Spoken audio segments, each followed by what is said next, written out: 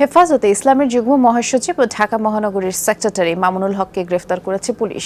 রাজধানীর মোহাম্মদপুরের জামিয়া রহমানিয়া আরাবিয়া মাদ্রাসা থেকে তাকে গ্রেফতার করা হয়েছে। হেফাজতে ইসলামের যুগ্ম মহাসচিব ও ঢাকা মহানগর সাধারণ সম্পাদক মামুনুল হককে গ্রেফতার করেছে পুলিশ। দুপুরে মোহাম্মদপুর জামিয়া রহমানিয়া আরাবিয়া মাদ্রাসা থেকে তাকে আটক করা হয়। পরে গত বছরের মোহাম্মদপুর থানার একটি ভাঙচুরের মামলায় তাকে গ্রেফতার দেখানো হয়েছে বলে জানান পুলিশ কর্মকর্তারা।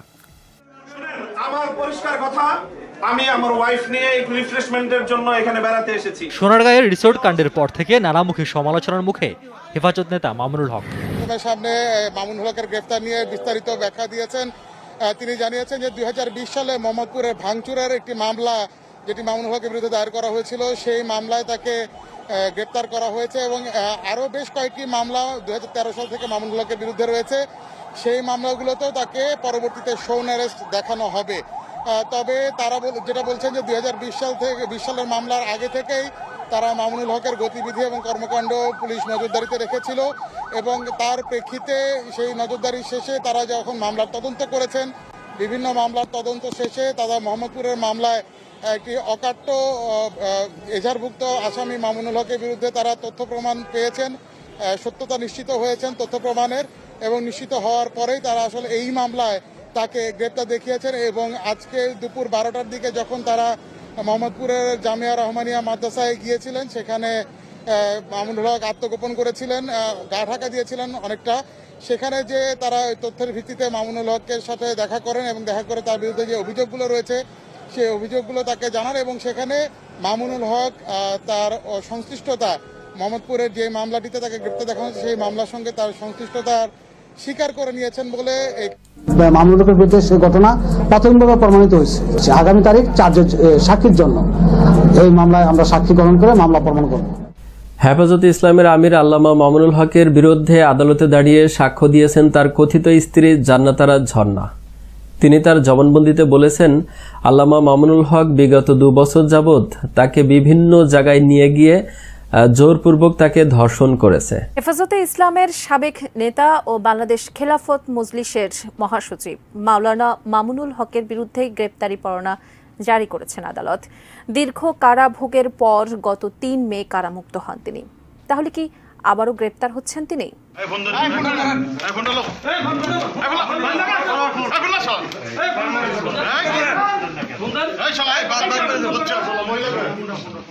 এই মাত্র গ্রেপ্তার মাওলানা মামুনুল হক। তো বন্ধুরা, কোথায় থেকে এবং কিভাবে গ্রেপ্তার হলেন তা নিয়ে থাকতেছে আজকের ভিডিওতে বিস্তারিত। অনেকেই বলতেছে স্বৈরাচারী হাসিনা দেশ থেকে পালানোর পরেও যদি আলেমরা নিরাপদ না পায় তাহলে আমরা কোথায় আশ্রয় নেব। যাই হোক বন্ধুরা, এই মামুনুল হক গ্রেপ্তার নিয়ে এই বিষয়ে পর্যালোচনা করে আমরা বেশ কয়েকটি খুবই গুরুত্বপূর্ণ তথ্য এবং ভিডিও পাই, যা আজকের ভিডিওতে সেগুলো এক এক করে ধারাবাহিকলি তুলে ধরবো। যদিও আজকের ভিডিওটা কিছুটা লং হতে পারে, তবে ভিডিওতে জানতে পারবেন কিছু অজানা তথ্য, যা জানলে ইতিমধ্যে আপনিও অবাক হয়ে যাবেন। যাই হোক বন্ধুরা, চলুন ভিডিওতে আজকে আর বেশি কথা বাড়িয়ে আপনাদের মূল্যবান সময়টি আমরা নষ্ট করতে চাই না। সরাসরি আজকে আমরা চলে যাব মূল ভিডিওতে। আর সেখানে আজকে আমরা দেখব এই মামুনুল হককে কোথায় থেকে এবং কিভাবে গ্রেপ্তার করলেন, এটা সত্য নাকি গুজব ছিল। বাংলাদেশের এক জনপ্রিয় ধর্মগুরু নাম আমির মামুনুল হক, তিনি প্রকাশ্যে জনসভায় কি বলেছে জানেন? যা বলেছে তা কিন্তু ভারতের ক্ষেত্রে অত্যন্ত চিন্তার একটা বিষয় হতে পারে, কারণ তিনি মুক্তিযুদ্ধ নিয়ে কথা বলেছেন। তিনি বলেছেন 72-এ যখন সংবিধানের বিরোধিতা যারা করেছে তাদেরকে দেশদ্রোহী আখ্যা দেওয়া হয়েছে। অর্থাৎ 1971 এবং 72 সালে এই বাংলাদেশে এমন কিছু মানুষজন ছিলেন যারা পাকিস্তানের সপক্ষে কথা বলেছিলেন। কার্যত তারা জামাতিপন্থী কিছু মানুষ ছিলেন যারা এই মুক্তিযুদ্ধটাকে আজও কিন্তু স্বীকার করেননি। আর এই যে মামুনুল হক নামক ভদ্রলোক, তিনি 1972 সালের সেই সংবিধান এবং স্বাধীনতার মুক্তিযুদ্ধ চেতনা নিয়ে একাধিক প্রশ্নচিহ্ন তুলে দিয়েছেন। আর বুঝতেই পারছেন, বাংলাদেশে বসে লাগাতার ভারত বিরোধী কথা বলা শুধু নয়, পাকিস্তানের হয়ে এই ধরনের ইসলামপন্থী দালালি করা নিঃসন্দেহে ভারতের ক্ষেত্রেও কিন্তু অত্যন্ত চিন্তার বিষয় হতে পারে। একাধিক জনসভায় বিপুল সংখ্যক মানুষ এবং যা বলেন পাল্টা হিসাবে ঠিক বলছেন। আপনি যেটা বলছেন সেটাই একদম আল্লাহর মেসেজ, এমনকি হাসিনা বিরোধিতাতেই থেমে থাকছেন না এই সকল ধর্মগুরুরা, কিন্তু একাধিক ক্ষেত্রে এমন ভিডিও ক্লিপিংস দেখা যায় যেখানে এরা হাসিনা থাকাকালীন হাসিনার সপক্ষে কথা বলেছিলেন, অর্থাৎ সময়ের নিয়ম অনুসারে তারা শুধুমাত্র ধর্মকে আঁকড়ে ধরে ব্যবসা করতে গিয়ে এখন পাল্টি খেয়ে ইউনিসপন্থী হয়ে গেছেন, তাই ভারতের বিপক্ষে কথা বলতে শুরু করেছেন। এই ব্যক্তি কি বলেছেন আমি একটু আপনাদের শোনাই। তিনি বলেছেন, বাংলাদেশে ৭২-এর সংবিধান তৈরির মাধ্যমে ৭১-এর মুক্তিযুদ্ধর চেতনাকে হাইজ্যাক করা হয়েছিল। কথাটার মানে আমি সত্যি বুঝতে পারছি না। মানে ১৯৭১ সালে যে মুক্তিযুদ্ধ হয়েছিল, সেই মুক্তিযুদ্ধ হানাদারি শক্তি পাকিস্তানের বিপক্ষে ভারত এবং বাংলাদেশের সেনাবাহিনী একত্রে যৌথ বাহিনী ক্রিয়েট করে লড়াই করেছিল। সংবিধান হলো একটা নতুন স্বাধীন রাষ্ট্রের গণতন্ত্র বা গণতান্ত্রিক যে পথগুলো আছে সেগুলো কোন পথে চলবে তার একটা দিক নির্দেশিকা। সেটা কিভাবে মুক্তিযুদ্ধকে ব্যতি রেখে হয়, মানে মুক্তিযুদ্ধকে বাদ দিয়ে হয়, আমি সত্যি জানি না। শুধু হাইজ্যাক করেই ক্ষান্ত হয়নি, ৭১-এর মুক্তিযুদ্ধ চেতনাকে ভুলুণ্ঠিত করে ৭২-এর ভেজাল চেতনাকে প্রতিষ্ঠিত করার পায়ে তারা চালানো হয়েছে। আমি বিশ্বাস করুন মানে বুঝিনি, আপনারা যদি কমেন্টে জানেন এর মানেটা লিখবেন। শুধু তাই নয়, মামিনুল হক আরো কি বলেছে জানেন? বলেছেন বাংলাদেশের সম্পদ লুট করে অর্থনৈতিকভাবে পঙ্গু করে দিয়েছেন শেখ হাসিনা। বাংলাদেশে যেন বিশ্বের দরবারে মাথা তুলে দাঁড়াতে না পারে, তার জন্য এটা ছিল তার দুরভিসন্ধি। অথচ হাসিনার সময় বাংলাদেশের জিডিপি যেখানে পৌঁছেছিল তা কিন্তু বাংলাদেশের ইতিহাসের সর্বোচ্চ। আপনারা যদি আমার কথা বিশ্বাস না হয়, অক্সফোর্ড ইউনিভার্সিটি বাংলাদেশের জিডিপি নিয়ে একটি রিসার্চ করেছিল, সেখানে কিন্তু তারা এটা স্বীকার করেছে শেখ হাসিনার সময় দেশে একাধিক ক্ষেত্রে সমস্যা থাকলেও বাংলাদেশের জিডিপি কিন্তু সর্বোচ্চ জায়গায় পৌঁছায়। আর যে ভদ্রলোক জিডিপি নিয়ে কথা বলছেন, অর্থনৈতিক মন্দা নিয়ে কথা বলছেন, সেই ভদ্রলোক বাংলাদেশের এই মোহাম্মদ ইউনূস সরকারের শেষ ৬ মাসের পারফরমেন্সটা কি জানেন? তথ্য বলছে, স্ট্যাটিস্টিক বলছে, দক্ষিণ এশিয়ায় আগামী ৩ মাসের মধ্যে সব থেকে খারাপ অবস্থা অর্থনৈতিকভাবে হতে পারে বাংলাদেশ সরকারের। দেশে বিদেশি মুদ্রার সঞ্চয় কার্যত শেষ। শুধু তাই নয়, একাধিক ব্যাংক দেউলিয়া। বাংলাদেশের প্রধান অর্থনৈতিক সমৃদ্ধি যেখান থেকে হতো সেই বস্ত্র শিল্প তলানিতে গিয়ে পৌঁছেছে। অথচ এই ভদ্রলোক বাংলাদেশের বর্তমান অর্থনৈতিক মন্দার জন্য শেখ হাসিনাকে দায়ী করছেন, বলছেন তার এটা দুরভিসন্ধি ছিল। এবং এর সঙ্গে আবার ভারতেরও মিল পাবেন, মানে ভারতেরও কানেকশন উনি করেছেন। আমি আপনাদের শোনাচ্ছি শুধু। কিন্তু আসল ইম্পর্টেন্ট বিষয় হলো তিনি হঠাৎ করে বাংলাদেশকে স্বাধীন ইসলামের রাষ্ট্র হিসাবে ঘোষণা করে দিয়েছেন এবং বলতে শুরু করে দিয়েছেন ইসলাম শুধু বাংলাদেশে নয়, একসময় বা ভবিষ্যতে গোটা পৃথিবীকে রাজ করবে। আমি জানি না এই ধরনের কথাবার্তা ওয়েস্টার্ন কান্ট্রিগুলো কিভাবে নেবে, কিন্তু বিশ্বাস করুন এই ধরনের কথাবার্তা অত্যন্ত বিপজ্জনক।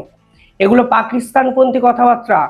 পাকিস্তানের একাধিক নেতা এই ধরনের কথাবার্তা বলেন, আর এরা ধর্মের নামে ব্যবসা করতে গিয়ে ধর্মগুরু হয়ে আজকে বাংলাদেশকে ইসলামের রাষ্ট্রে পরিণত করতে চাইছেন, যা ভারতের ক্ষেত্রেও কিন্তু অত্যন্ত ভয়াবহ কিছু পরিস্থিতির সৃষ্টি করতে পারে ভবিষ্যতে। তিনি বলেছেন প্রতিটি গ্রামের কাছে আমাদের আবেদন, ইসলামের দাওয়াত পৌঁছে দিতে চাই। আমরা অনেক ধৈর্য বরণ করেছি, আমরা অনেক বরদাস্ত করেছি। এখন সারা বিশ্বে ইসলামের বিজয় নিশ্চিত হতে চলেছে। আপনারা দেখেছেন কিভাবে গত 15 বছর সারা দেশে একটি মানুষের মূর্তি তৈরি করা হয়েছে, সেসব মূর্তি কিন্তু আজ আর নাই। এভাবেই একদিন এদেশে ইসলাম প্রতিষ্ঠিত হবে, অর্থাৎ বঙ্গবন্ধুর মূর্তি কার্যত গুড়িয়ে দিয়ে তারা উদযাপন করতে চাইছেন এবং গ্রহণ করতে চাইছেন ইসলামকে। ইসলাম ধর্মাবলম্বী মানুষ তো এই গোটা পৃথিবীতে বহু জায়গায় আছে, কিন্তু একটা রাষ্ট্রকে ইসলাম রাষ্ট্র বানাতে হবে এই রকম ফতেয়া হয়তো এই ধরনের ধর্মকে নিয়ে ব্যবসা করা ব্যক্তিরাই বলতে পারেন, এবং একাধিক মানুষকে নিয়ে ভুল পথে চালিত করছেন। ভারত বিরোধিতাকে আঁকড়ে ধরে তিনি তার ধর্মের ব্যবসার প্রসারকে দিনের পর দিন বাড়াচ্ছেন এবং বাংলাদেশ সম্পর্কে গোটা বিশ্বের যে ধারণা তা কিন্তু সম্পূর্ণ ভিন্ন মেরুতে তিনি বয়ে নিয়ে যেতে সাহায্য করছেন। তিনি বলেছেন যুগে যুগেই তারা ইসলামের কথা বলেছে, ইসলামের ছায়াতলে মানুষকে ডেকেছে, শত জুলুম নির্যাতনের পরেও এরা ইসলামের পথ থেকে বিচ্যুত হতে পারেনি। এই দেশে ইসলামী আন্দোলন আরো তীব্রতর হচ্ছে। এই দেশে ইসলামী পতাকা পথ করে উড়বে, সেই দিন আর বেশি দূরে নয়। আগামীর বাংলাদেশ হবে ইসলামের বাংলাদেশ। অর্থাৎ তিনি বাংলাদেশের পতাকা নিয়ে একটা কথা না বলে ইসলামের পতাকা উড়াতে চাইছেন বাংলাদেশ জুড়ে। কিছুদিন আগে চিন্ময় মহাপ্রভুর একটা কথা আমার মনে পড়ে যায়, যিনি শুধুমাত্র গেরুয়া পতাকা তার সমাবেশে দেখা গেছিল বলে তার বিরুদ্ধে রাষ্ট্রদ্রোহী মামলা দেওয়া হয়েছে। সেই মামলা বাংলাদেশ সরকার আইন আদালতকে ম্যানেজ করে এজলাস অবধি পৌঁছাতে দেয়নি। একাধিক জাজমেন্ট, একাধিক রিফ্লেকশন হয়েছে কোর্ট চত্বরে, একাধিক ঘটনা ঘটেছে, কিন্তু শুধুমাত্র গেরুয়া পতাকা কেন তার সমাবেশে বাংলাদেশের পতাকার উপরে ছিল, এই অভিযোগ তুলে তাকে রাষ্ট্রদ্রোহী মামলা দিয়ে জেলে ভরে দেওয়া হয়েছে। আর এই ব্যক্তি ইসলামের পতাকা ওড়াতে চাইছেন বাংলাদেশে। অর্থাৎ মোহাম্মদ ইউনূস সরাসরি ইসলামী রাষ্ট্র বানানোর গভীর চক্রান্ত বাংলাদেশকে কেন্দ্র করে কিন্তু তুলেছে, যা কিন্তু অত্যন্ত ভয়াবহ এক প্রবণতা বলা চলে। তিনি এবার ভারতে ফিরেছেন। তিনি বলেছেন পালিয়ে যাওয়া ওয়ারেন্টভুক্ত আসামি শেখ হাসিনাকে আশ্রয় দিয়ে ভারত বাংলাদেশের মানুষের সম্পর্কের বুকে ছুরিকাঘাত করেছে। বাংলাদেশের কোন মানুষ হাসিনার জন্য দুঃখিত আমি সত্যি জানি না, কিন্তু বিশ্বাস করুন বাংলাদেশের মানুষ হয়তো এখন বুঝতে পারছে হাসিনার সময় ভালো ছিল। তিনি ভারতকে হুমকি দিয়েছেন কারণ হাসিনাকে ভারতবর্ষ স্থান দিয়েছে তাই। কিন্তু সেখানে বসে শেখ হাসিনা বাংলাদেশের মানুষের বিরুদ্ধে ষড়যন্ত্র করবে, সেটা নাকি তিনি বরদাস্ত করবেন না। এবার শেখ হাসিনা বাংলাদেশের বিরুদ্ধে চক্রান্ত করছেন বা ষড়যন্ত্র করছেন, নাকি মোহাম্মদ ইউনূস নিজের দেশে বসে পাকিস্তান প্রীতি বাড়াতে গিয়ে বাংলাদেশকে কার্যত ধূলিসাৎ করে দিচ্ছে। বাংলাদেশের যে গৌরব, তা হয়তো এই সকল ধর্মগুরুরা বুঝেও না বোঝার ভান করছেন এবং সাধারণ মানুষকে ক্রমাগত উস্কে যাচ্ছেন যেন তারা সংখ্যালঘুর উপর অত্যাচার করেন এবং বাংলাদেশকে ইসলামী রাষ্ট্র বানাতে গিয়ে তারা আরো একটা দক্ষিণ এশিয়ার আন্তর্জাতিক মানের পাকিস্তান বানাতে চলেছেন। শিক্ষা নিয়ে কথা নেই, চাকরি বাকরি নিয়ে কথা নেই, এই সকল ধর্মগুরুরা শিল্প নিয়ে কথা বলে না, জিডিপি নিয়ে কথা বলতে পারে না, আইন শৃঙ্খলা নিয়ে কথা বলতে পারে না, সংখ্যালঘুর উপর অত্যাচার নিয়ে কথা বলতে পারে না। কি পারে? ইসলামী রাষ্ট্র বানানোর জন্য উস্কাতে পারে। মোহাম্মদ ইউনূস এবার এদেরকে রাস্তায় নামিয়েছেন হাসিনা বিরোধী প্রচার করার জন্য এবং ভারত বিরোধী প্রচারটাকে সাধারণ মানুষের মনে ঢুকিয়ে দেওয়ার জন্য। শুধুমাত্র ধর্ম বিশ্বাসকে কেন্দ্র করে এদের ব্যবসা চলছে এবং দিনের পর দিন সাধারণ মানুষ। জনাব মামুনুল হকের কাছে প্রথমে যেতে চাই আপা আপনার অনুমতি নিয়ে, কিন্তু অবশ্যই কিন্তু আপনাকে কোট করেই আমরা একটি প্রশ্ন জনাব মামুনুল হককে করতে চাই যে অধ্যাপক তাসনিম সিরাজ মাহবুবের একটি সাম্প্রতিক বক্তব্য আমরা সোশ্যাল মিডিয়ায় দেখেছি, যেখানে তিনি ধর্ম নিরপেক্ষতা ফেরত আনতে চেয়েছেন এবং বলেছেন যে সংবিধান থেকে এটা তার চাওয়া। আপনি এই চাওয়ার সাথে একমত কিনা জনাব মামুনুল হক? না, আমি কোনোভাবেই একটি মুসলিম প্রধান দেশে এবং যারা আমরা ঐতিহ্যগতভাবেই একটি মুসলিম জাতিসত্তা গঠনের জন্য দীর্ঘ সংগ্রাম যাদের ঐতিহ্য, আমরা সেখানে কোনোভাবেই ধর্মনিরপেক্ষতার মতো একটি ইসলাম বিরোধী, সম্পূর্ণ ইসলামের সাথে সাংঘর্ষিক একটি মতবাদকে কোনোভাবেই রাষ্ট্রীয়ভাবে আমরা ইসলামিক দৃষ্টিকোণ থেকে মানতে প্রস্তুত নই।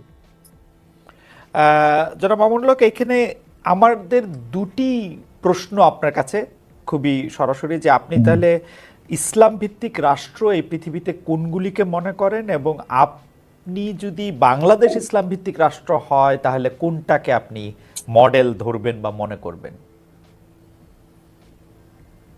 ইসলামের মডেল তো একটাই, ইসলামী রাজনীতি এবং ইসলামী রাষ্ট্র ব্যবস্থার মডেল একটাই। এখানে ভিন্ন কোনো মডেলকে অনুসরণ করার বা সামনে দাঁড় করানোর কোনো সুযোগ নেই।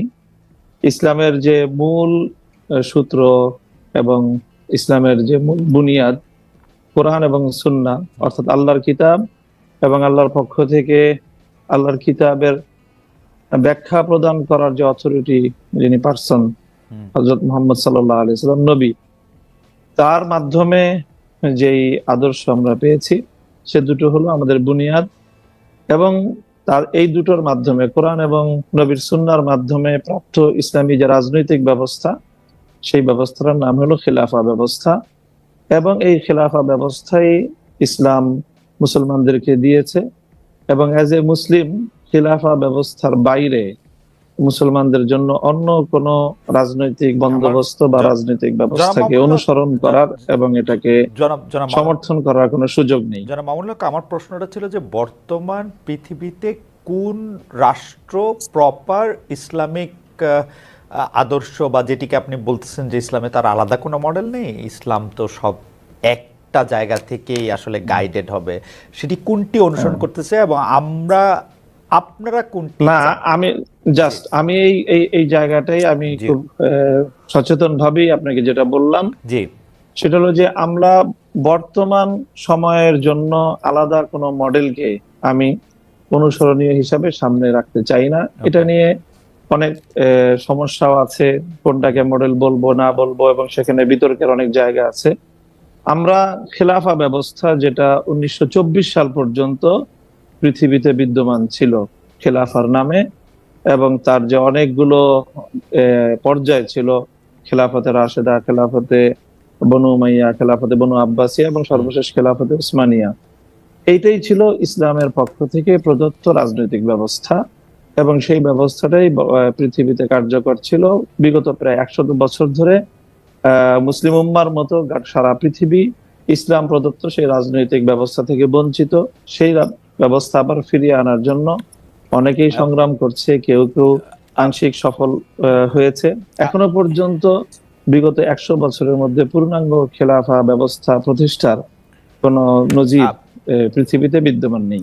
আপনি 1924 সাল পর্যন্ত এটি বজায় ছিল বলে বলছেন, মানে আরেকটু কি বলবেন ভৌগোলিকভাবে কোন জায়গাতে স্পেসিফিক ভাবে আপনি যেরকম খেলাফার কথা বলছিলেন সেটা ছিল, এটা যদি আরেকটু সেটা খেলাফা উসমানিয়া, যেটাকে আমরা অটোমান সাম্রাজ্য বলে থাকি ইংলিশে, যেটাকে আমরা ইসলামী পরিভাষায় উসমানী খেলাফত বলে থাকি।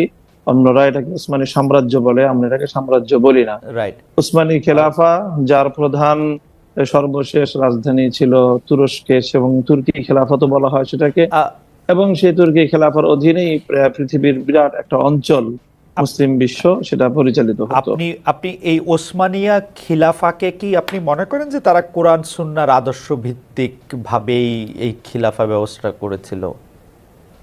হ্যাঁ, তাদের মূল এখানে যে খেলাফা ব্যবস্থার যে মূল ভিত্তি, অর্থাৎ আইনের যে ভিত্তিটা, সেই ভিত্তিটা হবে আল্লাহ প্রদত্ত আইন। আল্লাহ প্রদত্ত আইনের ভিত্তিতে সমাজ এবং রাষ্ট্র পরিচালিত হবে। সেক্ষেত্রে বিভিন্ন সময়ে রাষ্ট্র পরিচালনার ক্ষেত্রে আইন অমান্য করার বা যথাযথভাবে আইনের প্রয়োগে ভুল ত্রুটি থাকতে পারে, কিন্তু আদর্শিকভাবে, নীতিগতভাবে সেই জায়গাটা খেলাফার অনুসরণ ছিল। আপনি ওসমানিয়া সাম্রাজ্যের যারা প্রধান ছিলেন, প্রথম দ্বিতীয় সুলাইমান থেকে শুরু করে আরো যারা, তাদেরকে আপনি আদর্শ মুসলিম খেলাফা শাসক মনে করেন?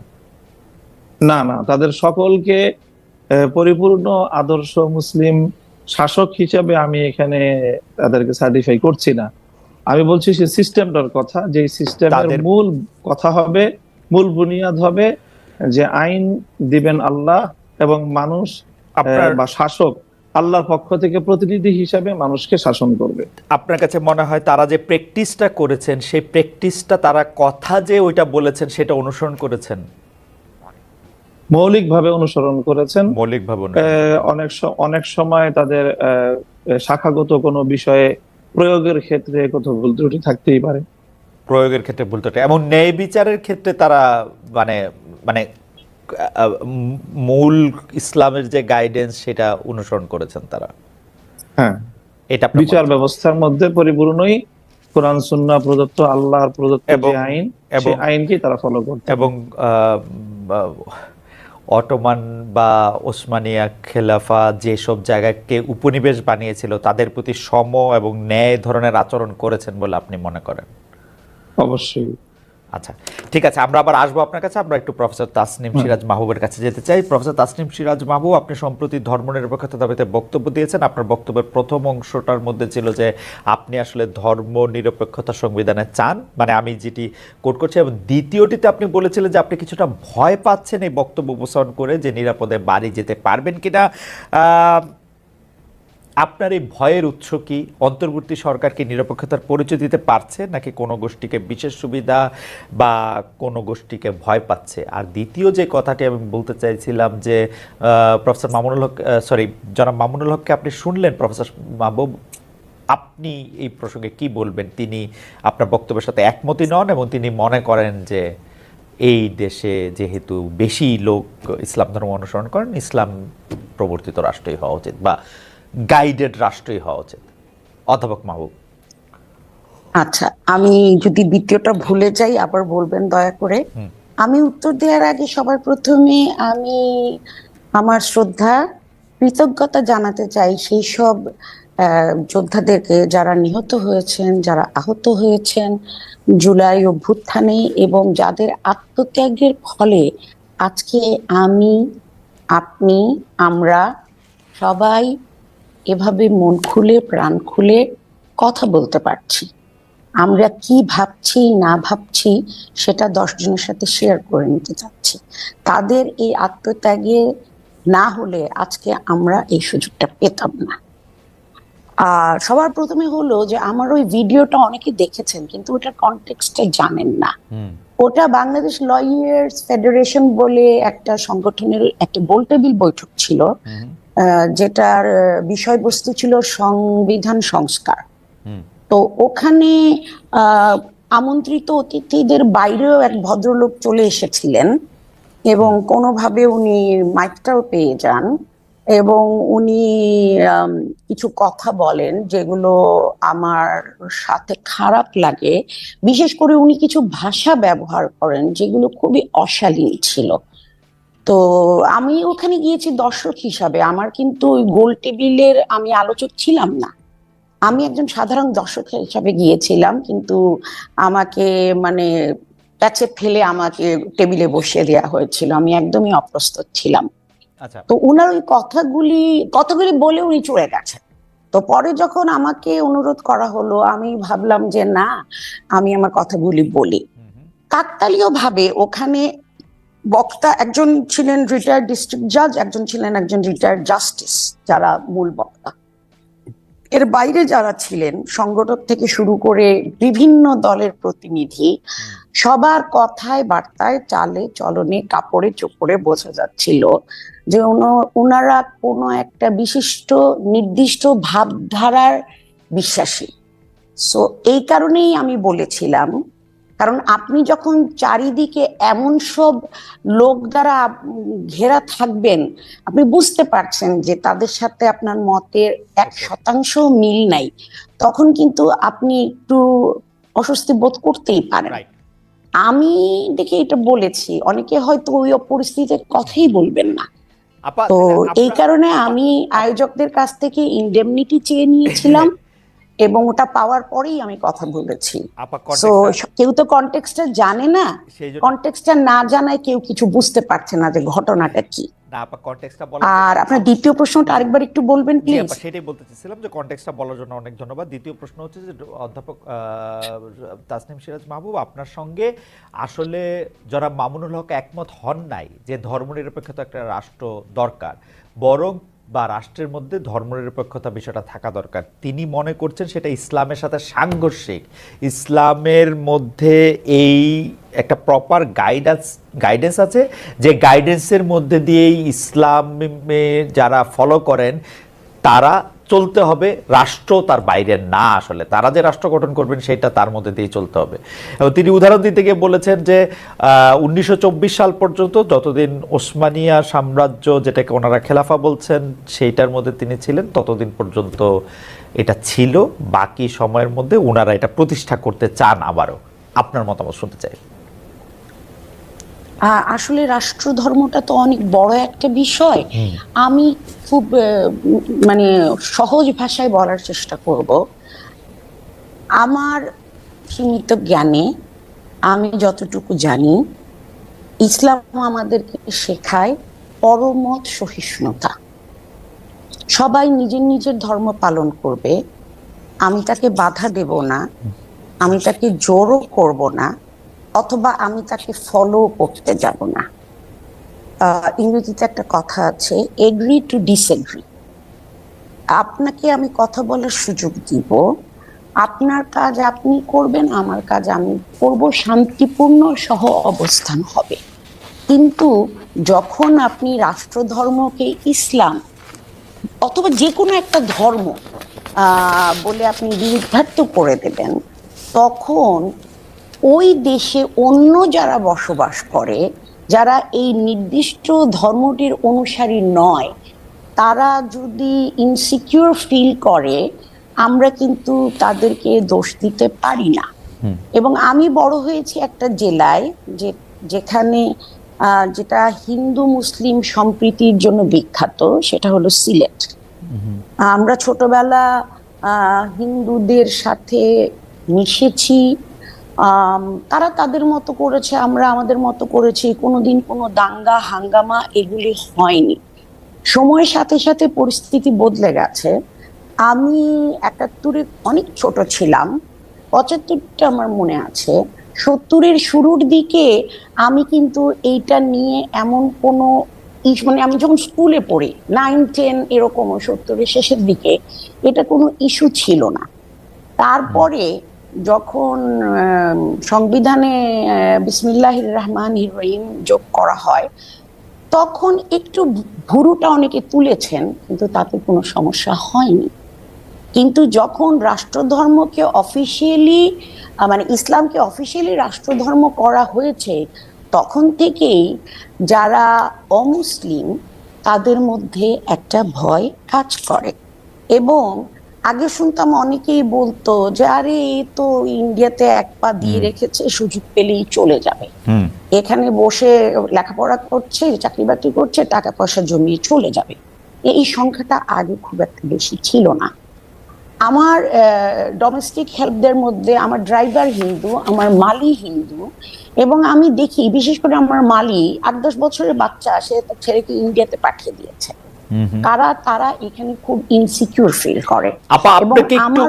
আপনাকে একটু আপনার অনুমতি নিয়ে একটু থামাই, আমরা একটু মানে জনাব মামুনুল হকের বক্তব্য আমরা একটু শুনতে চাইবো যে ইনসিকিউরিটিটা নিয়ে, এবং সেই ইনসিকিউরিটিটা তো একটা বাস্তব ইনসিকিউরিটি। আমরা একটা রাষ্ট্র গঠন করেছি, এই ক্ষেত্রে কি আমাদের আসলে একটা গ্রুপ যারা এই ব্যাপারটা বিশ্বাস করছে না বা ইসলাম ধর্মের মধ্যে তারা নাই, তারা ইনসিকিউর ফিল করছে না, এবং এই ফিলিংটা তাদেরকে দেয়া দরকার কিনা?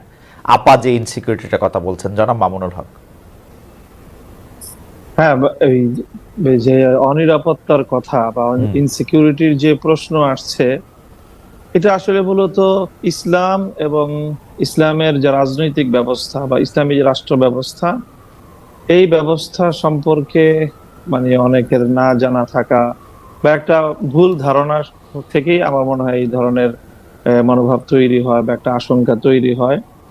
আপনি যদি ইসলামের যে প্রায় ১০০০ বছর বা তার চেয়েও বেশি সময় এই পৃথিবীতে ব্যাপকভাবেই সারা পৃথিবীকেই মৌলিকভাবে শাসন করেছে ইসলাম।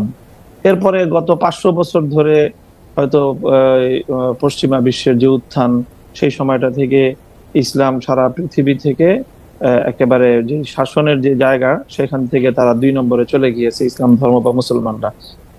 যদি ইসলামের রাসূল সাল্লাল্লাহু আলাইহি সাল্লামের যুগ থেকে নিয়ে ১০০০ বছরের পৃথিবী দেখেন, তো তখন প্রায় অর্ধেকটা পৃথিবী সরাসরি খিলাফার অধীনেই ছিল, এবং এই অর্ধেক পৃথিবীতে অন্য সকল ধর্মাবলম্বীরাই কিন্তু তারা সেখানে বসবাস করেছে, যার যার ধর্ম পালন করেছে। এবং আমি স্পেসিফিক যে কথাটা বলবো যে সেই সময়টাতে ১০০০ বছর যে ইসলামের সোনালী যুগ যে সময়টা ছিল, সেই সময়টায় পৃথিবীতে যে বড় আরো ২টি ধর্ম রয়েছে, যেগুলোকে পূর্ববর্তী কোন আসমানি ধর্মের অনুসারী বলে আমরা বিশ্বাস করি, এবং আসলেও তাই, একটা ইহুদি ধর্ম, খ্রিস্টান ধর্ম। সেখানে আপনি যদি প্রায় ১০০০ বছরের ইহুদিদের ইতিহাস পড়েন, তাহলে সেই ১০০০ বছরই প্রায় ইহুদিরা খ্রিস্টানদের দ্বারা নিগৃহীত হয়েছে, বিভিন্ন জায়গায় নির্যাতনের শিকার হয়েছে, আর 1000 বছর ইহুদিরা মুসলমানদের আশ্রয় প্রশ্রয় বিভিন্ন জায়গায় তারা নিরাপত্তা পেয়েছে। কাজী ইসলামের যে 1000 বছরের যে ইতিহাস ঐতিহ্য, সেখানে অবশ্যই অন্য ধর্মাবলম্বীদের নিরাপত্তাহীন ভাবার কোনো সুযোগ নেই। কিন্তু জনাব মামুনুল হক, আমি একটু বলছি যে আমাদের এই সাবকন্টিনেন্টালে এখানেও প্রায় 800 বছরের ইসলামী এবং মুসলিম শাসন ছিল। সেই সময়টাই 800 বছর ধরেই কিন্তু এখানে হিন্দুরা সংখ্যাগরিষ্ঠ ছিল, মুসলিমরা সংখ্যার দিক থেকে কম ছিল, কিন্তু তারা শাসক ছিল। 800 বছরও কিন্তু এই সংখ্যাগরিষ্ঠ হিন্দুরা কখনোই অনুভব করেনি যে তাদের মধ্যে সিকিউরিটির খুব অভাব রয়েছে। জনাব মামুনুল হক, আমরা আবার আসবো আপনার কাছে। আমি শুধু প্রশ্নটা করে রাখি, আপনি যে সময়টার কথা হচ্ছে ইসলামিক শাসন এবং সেইটা 1000 বছরের শাসন, বা এই বর্তমানে পশ্চিমা উত্থানের সময়টাকে খ্রিস্টানদের শাসন, আপনি সে যেটা বলছেন সেটা এভাবে বলা যায় কিনা? যারা এই 1000 বছরের পৃথিবী শাসন করেছেন তাদেরকে আসলে ইসলামিক ভাবাদর্শে বা ইসলামিক মতের তারা পৃথিবী শাসন করেছেন কিনা? আমাদের উপমহাদেশে যারা মুসলমান, আপনি যাদেরকে মুসলমান শাসন বলছেন, সেটা মোগল হোক, পাঠান হোক, তারা আসলে সুদূর পরবর্তী ভাবেও আসলে ইসলামী শাসন ব্যবস্থা করেছেন কিনা, সেটি নিয়ে আমরা আসলে আপনার সাথে একটু প্রশ্ন করব। নাকি আপনি আসলে শুধুমাত্র তাদেরকে ব্র্যান্ডেড করছেন, যেহেতু তাদের নাম দেখে নাম পড়ে মুসলমান মনে হয়? আমি সেটা মূল জায়গাটা যেটা বলবো, সেখানে শাসন ব্যবস্থার ক্ষেত্রে, আইনের ক্ষেত্রে মূল ভিত্তিটা ছিল কোরআন সুন্নাহ। ব্যক্তিগতভাবে অনেকেই অনেক অন্যায়, আমার মনে হয় যে জনাব মামুনুল হক, ভিত্তিটা ইসলাম থাকার কারণে এখানে অন্য ধর্মাবলম্বীরা কোনোভাবে বিচার ব্যবস্থায় কোনোভাবে বৈষম্যের শিকার হওয়ার কোনো সুযোগ ছিল। জনাব মামুনুল হক, আমি একটু একান্তভাবে অনুরোধ করব যে আপনি আইনের ব্যবস্থাটা কোরআন সুন্নাহ ছিল কিনা সেটিকে আবার একটু চেক করে বলবেন কিনা, অটোমানদের ক্ষেত্রে, মোগলদের ক্ষেত্রে, পাঠানদের ক্ষেত্রে। আমি একটু অধ্যাপক তাসনিম সিরাজ মাহবুবের কাছে একটু ফিরি। অধ্যাপক তাসনিম সিরাজ মাহবুব, আপনি বলছিলেন যে আসলে একটা নিরাপত্তা নেতা ভুগে, জনাব মামুনুল হক উদাহরণ দিলেন যে এটি আসলে ভুগে নাই। আপনার বক্তব্য আমরা একটু শুনতে চাই। আমি বলবো? জি আপা। আচ্ছা, দেখেন, আপনি জানেন যে কোনো ক্ষেত্রেই জ্ঞান কিন্তু দুই ধরনের হয়, একটা হচ্ছে থিওরিটিক্যাল আর একটা হচ্ছে অ্যাপ্লাইড। তো আমি কিন্তু অ্যাপ্লাইড অংশটা নিয়ে কথা বলছি। আমরা সবাই জানি যে ইসলাম ধর্মের বয়স 1400 বছরের উপরে। ইসলাম তো ভালো কথা বলে। আমি একজন মুসলিম এবং আমি জানি যে ইসলাম সব ভালো কথাই বলে, এবং আমরা খুব ছোট ছোট কাজ করে আমরা আল্লাহকে সন্তুষ্ট করতে পারি। কিন্তু যা বলা হয়, বা 1400 বছর আগে হযরত মুহাম্মদ সাল্লাল্লাহু আলাইহি ওয়াসাল্লাম আমাদেরকে যে শিক্ষা দিয়ে গেছেন, সেই যুগের মুসলিম আর এই যুগের মুসলিম কি একই চারিত্রিক বৈশিষ্ট্য অধিকারী? আমি বর্তমানের কথা বলতে চাই, আমি অতীতের কথা বলতে চাই না। কেন বলতে চাই না? যে ইসলামী শাসন হলে তারা নিরাপত্তা বোধ করবে বা তারা করতো না। আমি করতে যাব না, আমি বর্তমানের কথা বলবো। এই 2024 সালে একটা দেশে যার বয়স 53 বছর, সেই তার শুরুর দিকে অমুসলিমরা কি পরিস্থিতিতে ছিলেন, যেটা আমি বললাম যে ধর্মীয় সম্প্রীতি, আমি নিজে সেটা দেখে বড় হয়েছি। এখন ওনারা কেমন আছেন? এবং এখানে আমি একটু শেয়ার করতে চাই, আপনি যে ভিডিওটার কথা বললেন, এটার পরে আমাকে কৃতজ্ঞতা জানিয়ে যত মেসেজ করা হয়েছে, আমাকে যত কিছু করা হয়েছে, তার মধ্যে আমি দুটা ঘটনা বলবো। একটা হলো, আমার এক সহকর্মী, একটি কলেজের অধ্যাপক, উনি নন মুসলিম, উনি আমার বাসায় এসে আমাকে পায়ে ধরে সালাম করে গেছেন ওনার কৃতজ্ঞতাটা প্রকাশ করার জন্য। আর কিছু লোক, যেমন আমার মালির ভাবি, সে আমাকে ফোন করেছে, তারা অমুসলিম, তারা বলছে যে ম্যাডাম, আপনি যেভাবে কথা বললেন, সবাই তো এরকম ভাবে না। আমি বললাম, না, এ দেশের বেশিরভাগ মুসলমানই শান্তিপূর্ণ সহাবস্থান করতে চায়, কিন্তু তারা তো কথা বলে না। যারা ভোকাল, আপনারা তাদের কথা শুনেন এবং আপনারা ভয় পেয়ে যান। আমরা আপনাদের সাথে শান্তিপূর্ণভাবে একই দেশে থাকতে চাই। তখন মেয়েটা আমাকে বলল যে ম্যাডাম সবাই যদি এরকম ভাবতো তাহলে আমরা এত ভয় পেতাম না। আমরা যে কি ভয়ে ভয়ে থাকি আপনাদেরকে বোঝাতে পারবো না। সো আমি একদম লেটেস্ট একটা ঘটনা বলি। কালী পুজোর দিন সরবর্দী উদ্যানে ভিতরে একটা কালী মন্দির আছে, সেখানে একটা অবভিয়াসলি সেখানে একটা পুজো হচ্ছিল এবং অনেক অনেক লোক এসেছিলেন এবং অনেকে তাদের মোটরসাইকেলগুলি গেইটের ভিতরে রেখেছিলেন। রাত 10টার দিকে এসে তথাকথিত একজন ছাত্র কয়েকজন মিলে গেইটে তালা মেরে দিলেন। তো তাদেরকে বলা হলো যে আপনারা গেইটে তালা মারছেন কেন? বললো রাত 10টা বেজে গেছি তাই আমরা তালা মারছি। আপনারা কি? আমরা প্রক্টোরিয়াল টিমের সাথে কাজ করি। তারা যে আটকেছে শুধু তো নন মুসলিমদেরকে আটকায়নি, এখানে আমাদের মুসলিম ছাত্রছাত্রীরাও ছিলেন এবং এর মধ্যে একটা মেয়ে ছিল, একটা পত্রিকার সাংবাদিক, ক্যাম্পাস সাংবাদিক। তার পোস্ট থেকেই আমরা এটা জানতে পারি। তারপরে তাদেরকে যখন চ্যালেঞ্জ করা হলো তখন তারা বলল যে আমরা ছাত্র এবং আমরা যেটা বলবো সেটাই আইন। আমি বিশ্বাস করি যে এটা কালী পুজো দেখে গেটটা তালা মেরেছে। কারণ আপনি চিন্তা করে দেখেন ঈদে মিলাদুন্নবীর সময় কি হয়েছে। যে কোনো ধর্মভীরু মুসলমানের মতো আমারও খুব প্রিয় ব্যক্তিত্ব হচ্ছেন হযরত মুহাম্মদ সাল্লাল্লাহু আলাইহি সাল্লাম। আমি মনে করি উনি একজন আদর্শ মানুষ ছিলেন। তো ওনার জন্মদিনটা আমরা পালন করব ক্যাম্পাসের ভিতর গরু জবাই করে? এটা কি ঠিক জায়গা? ক্যাম্পাসের ভিতরে আপনি গরু জবাই করবেন?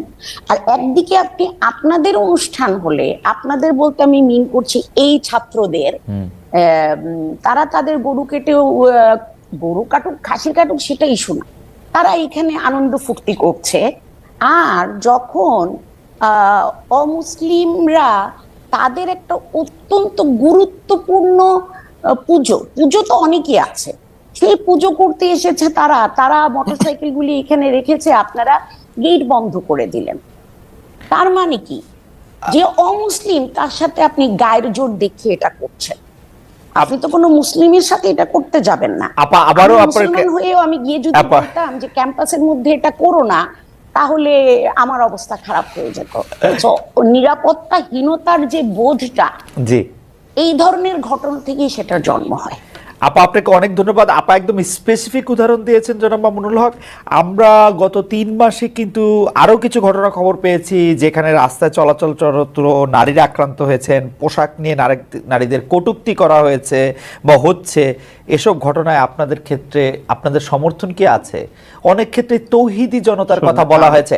আমি একটু শেষ করি, আমরা এটা শেষ করি। তো অনেক ক্ষেত্রে তৌহিদি জনতার কথা বলা হচ্ছে। এই তৌহিদি জনতা আসলে কারা? তাদের আপনি চেনেন কিনা, জানেন কিনা জনাব মামুনুল হক? আমি তৌহিদি জনতার পরিচয়ে যাচ্ছি না। আমি প্রথম আপনাদের এবং আমাদের আজকে সম্মানিত অতিথি যে কথাগুলো বললেন, সেই কথাগুলো সমাজের খুবই একেবারে বিচ্ছিন্ন কিছু ঘটনা। আর এর বিপরীত দিকে আমরা এই দেশে এই মানে প্রকৃত অর্থে যারা প্র্যাকটিসিং মুসলিম, আমরা আমাদের বেশভূষায় এবং লেবাস পোশাকে আমরা যে কতটা এখানে নানাভাবে বৈষম্যের শিকার, হেনস্থার শিকার, তার খুব কম দৃষ্টান্তই আপনারা মিডিয়াতেও আনেন। আর আপনাদের এই সাধারণ যেই যারা মহলে চলাফেরা করেন, আপনাদের খুব কম আমার মনে হয় এটা জানাশোনা আছে। এই যে কালী পূজার যে দৃষ্টান্ত উনি আনলেন, আমি যদি এর বিপরীতে দৃষ্টান্ত আনি যে বাংলাদেশের বুয়েটের মতো একটা শিক্ষা প্রতিষ্ঠানে, সেখানে সব ধরনের গান বাদ্য ইত্যাদির অনুষ্ঠানগুলো দেদারসে হচ্ছে, কখনোই সেখানে এটা নিয়ে কখনো কোনো সময় পারমিশনের ক্ষেত্রে কোনো বিধিনিষেধ হচ্ছে না। অথচ তারা একটা কোরআনের তাফসিরের আলোচনা করতে গিয়ে অনুমতি চেয়েছিলেন। রাসূল সাল্লাল্লাহু আলাইহি ওয়াসাল্লামের জীবনী আলোচনার মতো খুব একটা সাধারণ মানের ধর্মীয় অনুষ্ঠান আয়োজন করা পারমিশন চেয়েও বুয়েটের কর্তৃপক্ষের কাছ থেকে সেই অনুমোদনটা পাননি। এটা সকল মিডিয়াতে এসেছে। ঢাকা বিশ্ববিদ্যালয়ের কথা যদি বলি, এই ঢাকা বিশ্ববিদ্যালয়ে আপনারা কত বছর, কত যুগ পর্যন্ত ইসলামের নামে কোনো ছাত্র সংগঠনকে আপনারা একটা প্রোগ্রাম করতে দেয় নাই। অথচ সেখানে অন্য সব ধরনের ছাত্র সংগঠনগুলো তারা কার্যক্রম পরিচালনা করছে। কমিউনিজমের মতাদর্শের যারা তারা করতে পারবে, অন্যান্য তারা করতে পারবে, শুধু ইসলামী ছাত্র সংগঠনের নাম নেওয়া হলেই ঢাকা বিশ্ববিদ্যালয় তাদেরকে অচ্ছুত হিসেবে সাব্যস্ত করে রাখা হয়েছিল। এই বিষয়ে তো কোনোদিন ওনারা কথা বলেন। জনাব মামুনুল হক, একটু জানতে চাইছি যে ইসলামের নাম নিয়ে কোনো প্রোগ্রাম ঢাকা বিশ্ববিদ্যালয় হয় না, কিন্তু অন্য কোনো ধর্মীয় আলোচনার বা কোনো এরকম কোনো প্রোগ্রাম কি হয়েছে? মানে আসলে তো ইসলাম নিয়ে অনেক ধরনের প্রোগ্রাম ঢাকা বিশ্ববিদ্যালয়ে হয়েছে, সেটা আমি জানি ইসলামের নিয়ে অনেক কিছু হয়েছে। ব্যাপকভাবে দেখেন, প্রায় প্রতিটি হলেই খুব সুন্দরভাবে আমি আপনাকে ব্যাপকভাবে সেখানে হিন্দু ধর্মাবলম্বী সংখ্যা কত সেটারও কোনো হিসাব করা হয় না, তাদেরকে নির্বিঘ্নে হলের মধ্যে জাঁকজমকপূর্ণভাবে তারা পূজোর আয়োজন করছে। আমি জনাব মামুনুল হক ঢাকা বিশ্ববিদ্যালয়ের ব্যাপারটা একটু বলি। আমি একটু ঢাকা বিশ্ববিদ্যালয় তখন সেখানে অনুমোদন পাওয়া যায়। আমি ঢাকা বিশ্ববিদ্যালয়ের কথাটা একটু বলি। ঢাকা বিশ্ববিদ্যালয় আরবি, ইসলামের ইতিহাস ও সংস্কৃতি, ইসলামিক স্টাডিজ যেটা ইসলামী শিক্ষা সহ, ফার্সি সহ এবং আরো বেশ কিছু জায়গায় নিয়মিত এই ডিপার্টমেন্টগুলিতে নিয়মিত কোরআনের তাফসির, কোরআনের গল্প, কোরআনের থেকে বিভিন্ন উদাহরণ, হাদিসের বিভিন্ন রকম কথা, এগুলি নিয়ে নিয়মিত সেমিনারের আয়োজন করা হয়। নিয়মিত কিন্তু এগুলি করা হয় একাডেমিক কার্যক্রমের অংশ হিসেবে, এবং সেইটা শুধু একাডেমিক কার্যক্রমের অংশ হিসাবে না, মানে সেইটা যে সিনেট হল এর মধ্যেও অনেক সময় সেটা হয়ে আসতে হবে, মানে সেটাতে কোনো, কিন্তু আপনি বলছেন যে এটা হয় না। আপনার ঢাকা বিশ্ববিদ্যালয়ের আমি ঢাকা বিশ্ববিদ্যালয়ের একজন অধ্যাপককে জানতে চাই, ঢাকা বিশ্ববিদ্যালয়ের অধ্যাপকরা একজন বলতে চাই ঠিক একই ভাবে যে কালী পূজার যে ঘটনা ম্যাডাম বললেন, সেটাও অবশ্যই ঘটনা সম্পর্কে তো আমরা বিস্তারিত জানি না, হয়তো কোনো ছাত্র বিচ্ছিন্ন হবে সেই ধরনের কিছু করে থাকতে পারে, সেটাকে হিন্দু ধর্মাবলম্বীদের বিরুদ্ধে একটা অভিযান বা একটা ভূমিকা হিসাবে চিহ্নিত করার কোনো মানে আমাদের কাছে তো প্রমাণ। আচ্ছা, আমরা একটু ম্যাডামের কাছে সে প্রকৃত অর্থে যারা দাড়ি টুপিওয়ালা মুসলমান হিসাবে ইসলাম ধর্মকে তারা সকল ক্ষেত্রে প্র্যাকটিস করতে চায়, বিশেষ করে রাজনৈতিক ক্ষেত্রে যারা আমরা ইসলামকে প্র্যাকটিস করতে চাই, আমরাই হলাম প্রকৃত অর্থে বাংলাদেশে আসলে সংখ্যালঘু, এবং আমরাই সবচেয়ে বেশি বৈষম্য এবং নানা ধরনের অত্যাচার এবং নিপীড়নের শিকার। এবং আমাদের এই নিপীড়নের বিরুদ্ধে কখনোই সমাজের এই যে সাধারণ শিক্ষা ব্যবস্থার যারা শিক্ষক মহোদয় আছেন বা অন্যান্য আপনাদেরও একটা সোচ্চার কখনো আমরা পাই। আচ্ছা, আমরা এটা অধ্যাপক মাহবুবকে জানতে চাইবো। আমি একটু আপনার কাছ থেকে এটা জানতে চাই যে ধরেন বাংলাদেশে আপনি যে ধরনের রাষ্ট্র ব্যবস্থা কায়েম করতে চাচ্ছেন, ধরেন যে খিলাফা, সেই খিলাফা আসলো, তাহলে কি আপনারা এই যে ধরেন কালী পূজার কথা বলা হলো সেগুলি বন্ধ করে দিবেন? যে না, রমনায় বা বন্ধ হবে কেন, সেগুলি করতে দিবেন? প্রত্যেক ধর্মাবলম্বীর যার যার ধর্মীয় রীতি অনুযায়ী তার সে ধর্মীয় স্বাধীনতা ভোগ করবে, তার জানমালের নিরাপত্তার যে বিষয়গুলো আছে, ইসলামী রাষ্ট্র ব্যবস্থা, ইসলামী রাজনৈতিক যে বন্দোবস্ত, সেখানে অন্য ধর্মাবলম্বীদের ধর্ম পালনের শুধু স্বাধীনতা নয় বরং নিরাপত্তা নিশ্চিত করা হয়েছে, এবং সেই নিরাপত্তা অবশ্যই বাস্তবায়ন করা হবে। তাদেরকে কি জিজিয়া কর দিতে হবে? এখন আমি প্রথমেই কথা বলি যে আমরা মুসলিম কি অমুসলিম, যদি আমি মুসলিম হয়ে থাকি তাহলে আমাকে অবশ্যই কোরআনের প্রত্যেকটা আইনকে বিশ্বাস করতে হবে, মানতে হবে। আমরা আপনাদের কাছে পাল্টা প্রশ্ন করি খালেদ মহিউদ্দিন সাহেবকে এবং আজকে আমরা অতিথিকে, যে আমরা এজ এ মুসলিম আমরা কোরআনের প্রত্যেকটা বিধানকে শ্রদ্ধা করি কিনা এবং প্রত্যেকটা বিধান আল্লাহর পক্ষ থেকে প্রদত্ত সেই হিসাবে আমি বিশ্বাস এবং মানি কিনা, সেটা বলেন আপনারা। আচ্ছা, আমি প্রশ্ন উত্তর দিচ্ছি, আপা নিশ্চয়ই আমার থেকে দিবেন, আপা উত্তর দিবেন। আমি শুধু প্রশ্নটা করি যে আমরা কি কোরআনের বিধানটার প্রতি শ্রদ্ধা করি কেবলমাত্র আমি মুসলমান সেইটা বড় হওয়ার জন্য, নাকি আপা আরেকটা কথা বিভিন্ন জায়গায় বলে থাকেন, আমার হারাম হালাল জ্ঞান, আমার ঘুষ সুদ জ্ঞান, আমার অন্যায় অত্যাচার জ্ঞান, আমার বিভিন্নভাবে বিভিন্ন মানুষের যেটাকে আমানতরে খেয়ানত করার জ্ঞান, সেইটাও আমরা মানি? আমি তো দেখি বাংলাদেশে বাংলাদেশ 90% মুসলমানের দেশ, আমি দেখি 90% মুসলমানের মধ্যে 90% ধর্মীয় সেই বিশ্বাসটাকে আপনি প্র্যাকটিস করার বিষয়, যদি আপনি ধর্মীয় যে বিশ্বাস সেটাকে যদি আপনি অ্যাকসেপ্ট করেন, দেন তখন আপনি মুমিন না, এবং আপনি আমি মুসলিম। আমি আমি এবং যদি আপনি সেটাকে প্র্যাকটিস করেন, তারপর আপনি সে ভালো আমল হলো, আপনার উন্নত মুসলিম হলেন।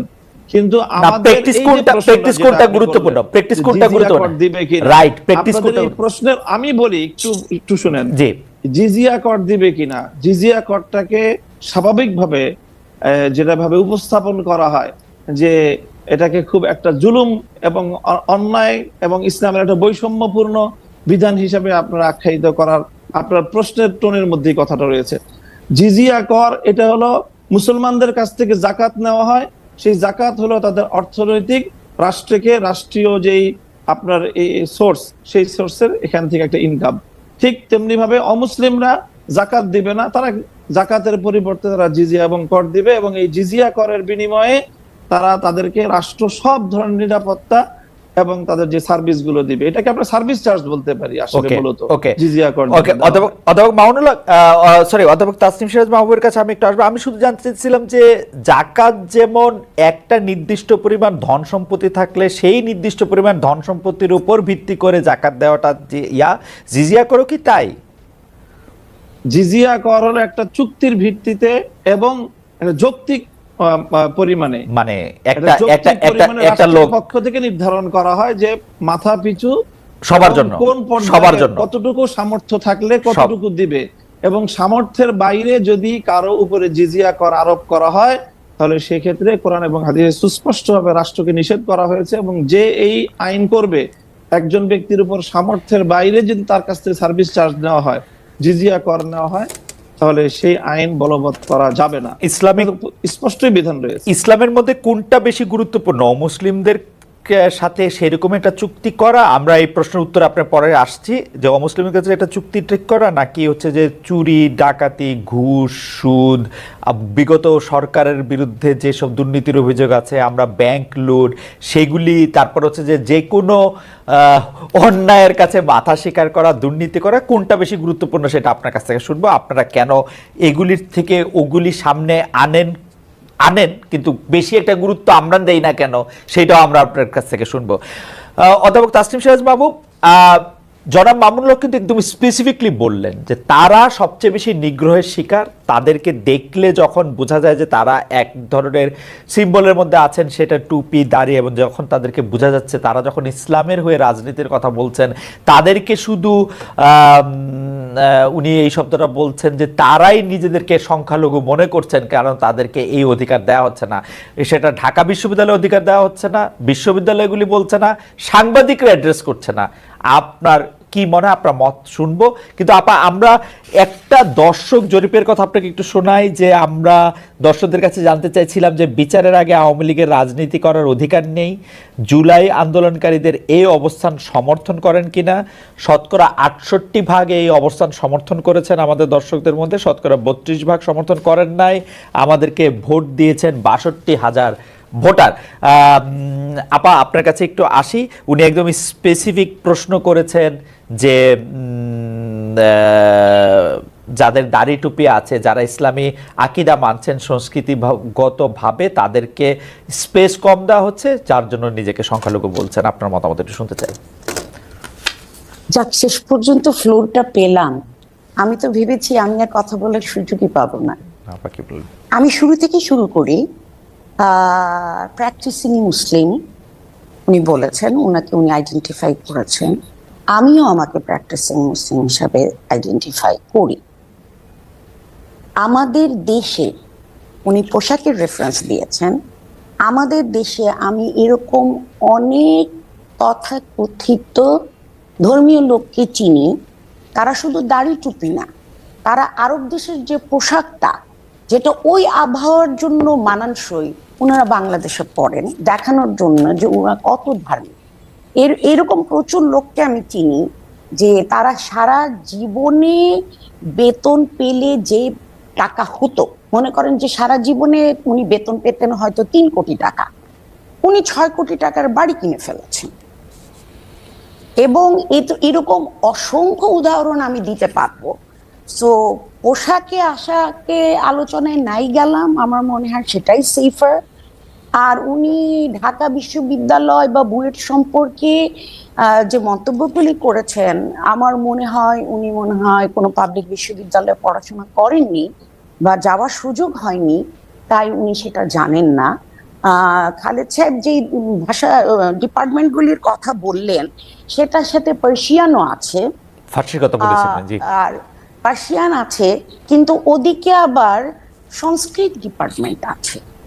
তো আমরা কিন্তু, হ্যাঁ, যদি বলবেন যে এদিকে 5টা আছে ওদিকে একটা কেন, ওদের এই একটা নিয়েই পালিয়ান সংস্কৃত পাচ্ছে, আর তো ভাষা পাচ্ছি না। বাট আমরা অন্যান্য এশিয়ান অন্যান্য ভাষা শিখাচ্ছি, উর্দু শিখাচ্ছি, জাপানিজ শিখাচ্ছি। সো আমার মনে হয় কি এই ধরনের সুইপিং কমেন্ট না করাই ভালো। আমি যেটা সম্পর্কে জানি না, আমি সেটা নিয়ে এত জোর দিয়ে আমি কথা বলবো না। আর কিছু আপিলগুলি হারিয়ে যায়। কিন্তু আপা এই প্রশ্নটা তো একটু প্রশ্নটা করি, সরি আপা, আপনি বলেছিলেন যে আপনাকে ইন্টারাপ্ট না করতে, কিন্তু এই প্রশ্নটা করি, আপনি কি এটা দেখতে পান না যে ঢাকা বিশ্ববিদ্যালয়ে একটা জায়গার তো একটা টোন থাকে, তাই না? আমরা ঢাকা বিশ্ববিদ্যালয়ে যারা পড়াশোনা করতে আসছেন তাদের মধ্যে কতজনকে আমরা জনাব মামুনুল হকের মতো পোশাক আশাক পরতে দেখি? তাদের মধ্যে অনেকেও এই প্র্যাকটিসটা করতে চাইলেও যে তারা অনেকে করতে পারছেন না, সেইটাও কি একটা স্টিগমা তাদের উপর চাপানোর চেষ্টা করা হইতেছে কিনা? যারা ধরেন দাড়ি রাখতে চান, টুপি পরতে চান, পাঞ্জাবি পায়জামা পরতে চান, লম্বা ঢোলা আলখাল্লা জব্বা পরতে চান, সেইটা তাদের উপর আসলে চাপানো হয় কিনা একটা স্টিগমা যে না তুমি এখানে ফিট ইন করো না? এটা না কোনো ইনস্টিটিউশনাল ডিসিশন না, এটা হচ্ছে শিক্ষক টু শিক্ষক ভ্যারি করে। যেমন কিছুদিন আগে সোশ্যাল সায়েন্স ফ্যাকাল্টির একজন শিক্ষকের সম্পর্কে অভিযোগ উঠেছে যে উনি পোশাক আশাক নিয়ে অনেক কথা বলেন। আমি ব্যক্তিগতভাবে আমার বিভাগের কথা বলতে পারি। আমি ইংরেজি বিভাগের শিক্ষক। আপনারা জানেন আমরা ইংরেজি সাহিত্য পড়তে গিয়ে অনেক কিছু পড়ি, আমরা মিথোলজি পড়ি, হিন্দু মিথোলজি, গ্রিক মিথোলজি, অনেক কিছুই পড়ি, কিন্তু সেগুলো প্র্যাকটিস করতে তো কেউ আমাকে বাধ্য করছে না। আমাদের ক্লাসগুলিতে মোটামুটি ছেলে মেয়ের রেশিও 50-50 না হলেও কাছাকাছি। তো যেসব মেয়েরা আছে, ইদানিং অনেককে দেখা যায় যারা হিজাব পরেন। হিজাব পর্দা এক জিনিস না, আমি সেই বিতর্কে যেতে চাই না। আমি তাদেরকে, আমার মতো শিক্ষকেরা, আমরা হয়তো একটু লিবারেল ইংলিশ ডিপার্টমেন্টের শিক্ষকরা, আমরা কখনোই কিন্তু এই ধরনের কিছু নিয়ে আমরা কথাবার্তা বলি না।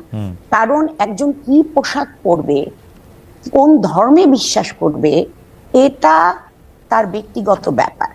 সে যতক্ষণ না এমন একটা পোশাক পরবে যেটাতে শালীনতার সীমা লঙ্ঘিত হয়, আমি তাকে কেন এটা বলবো?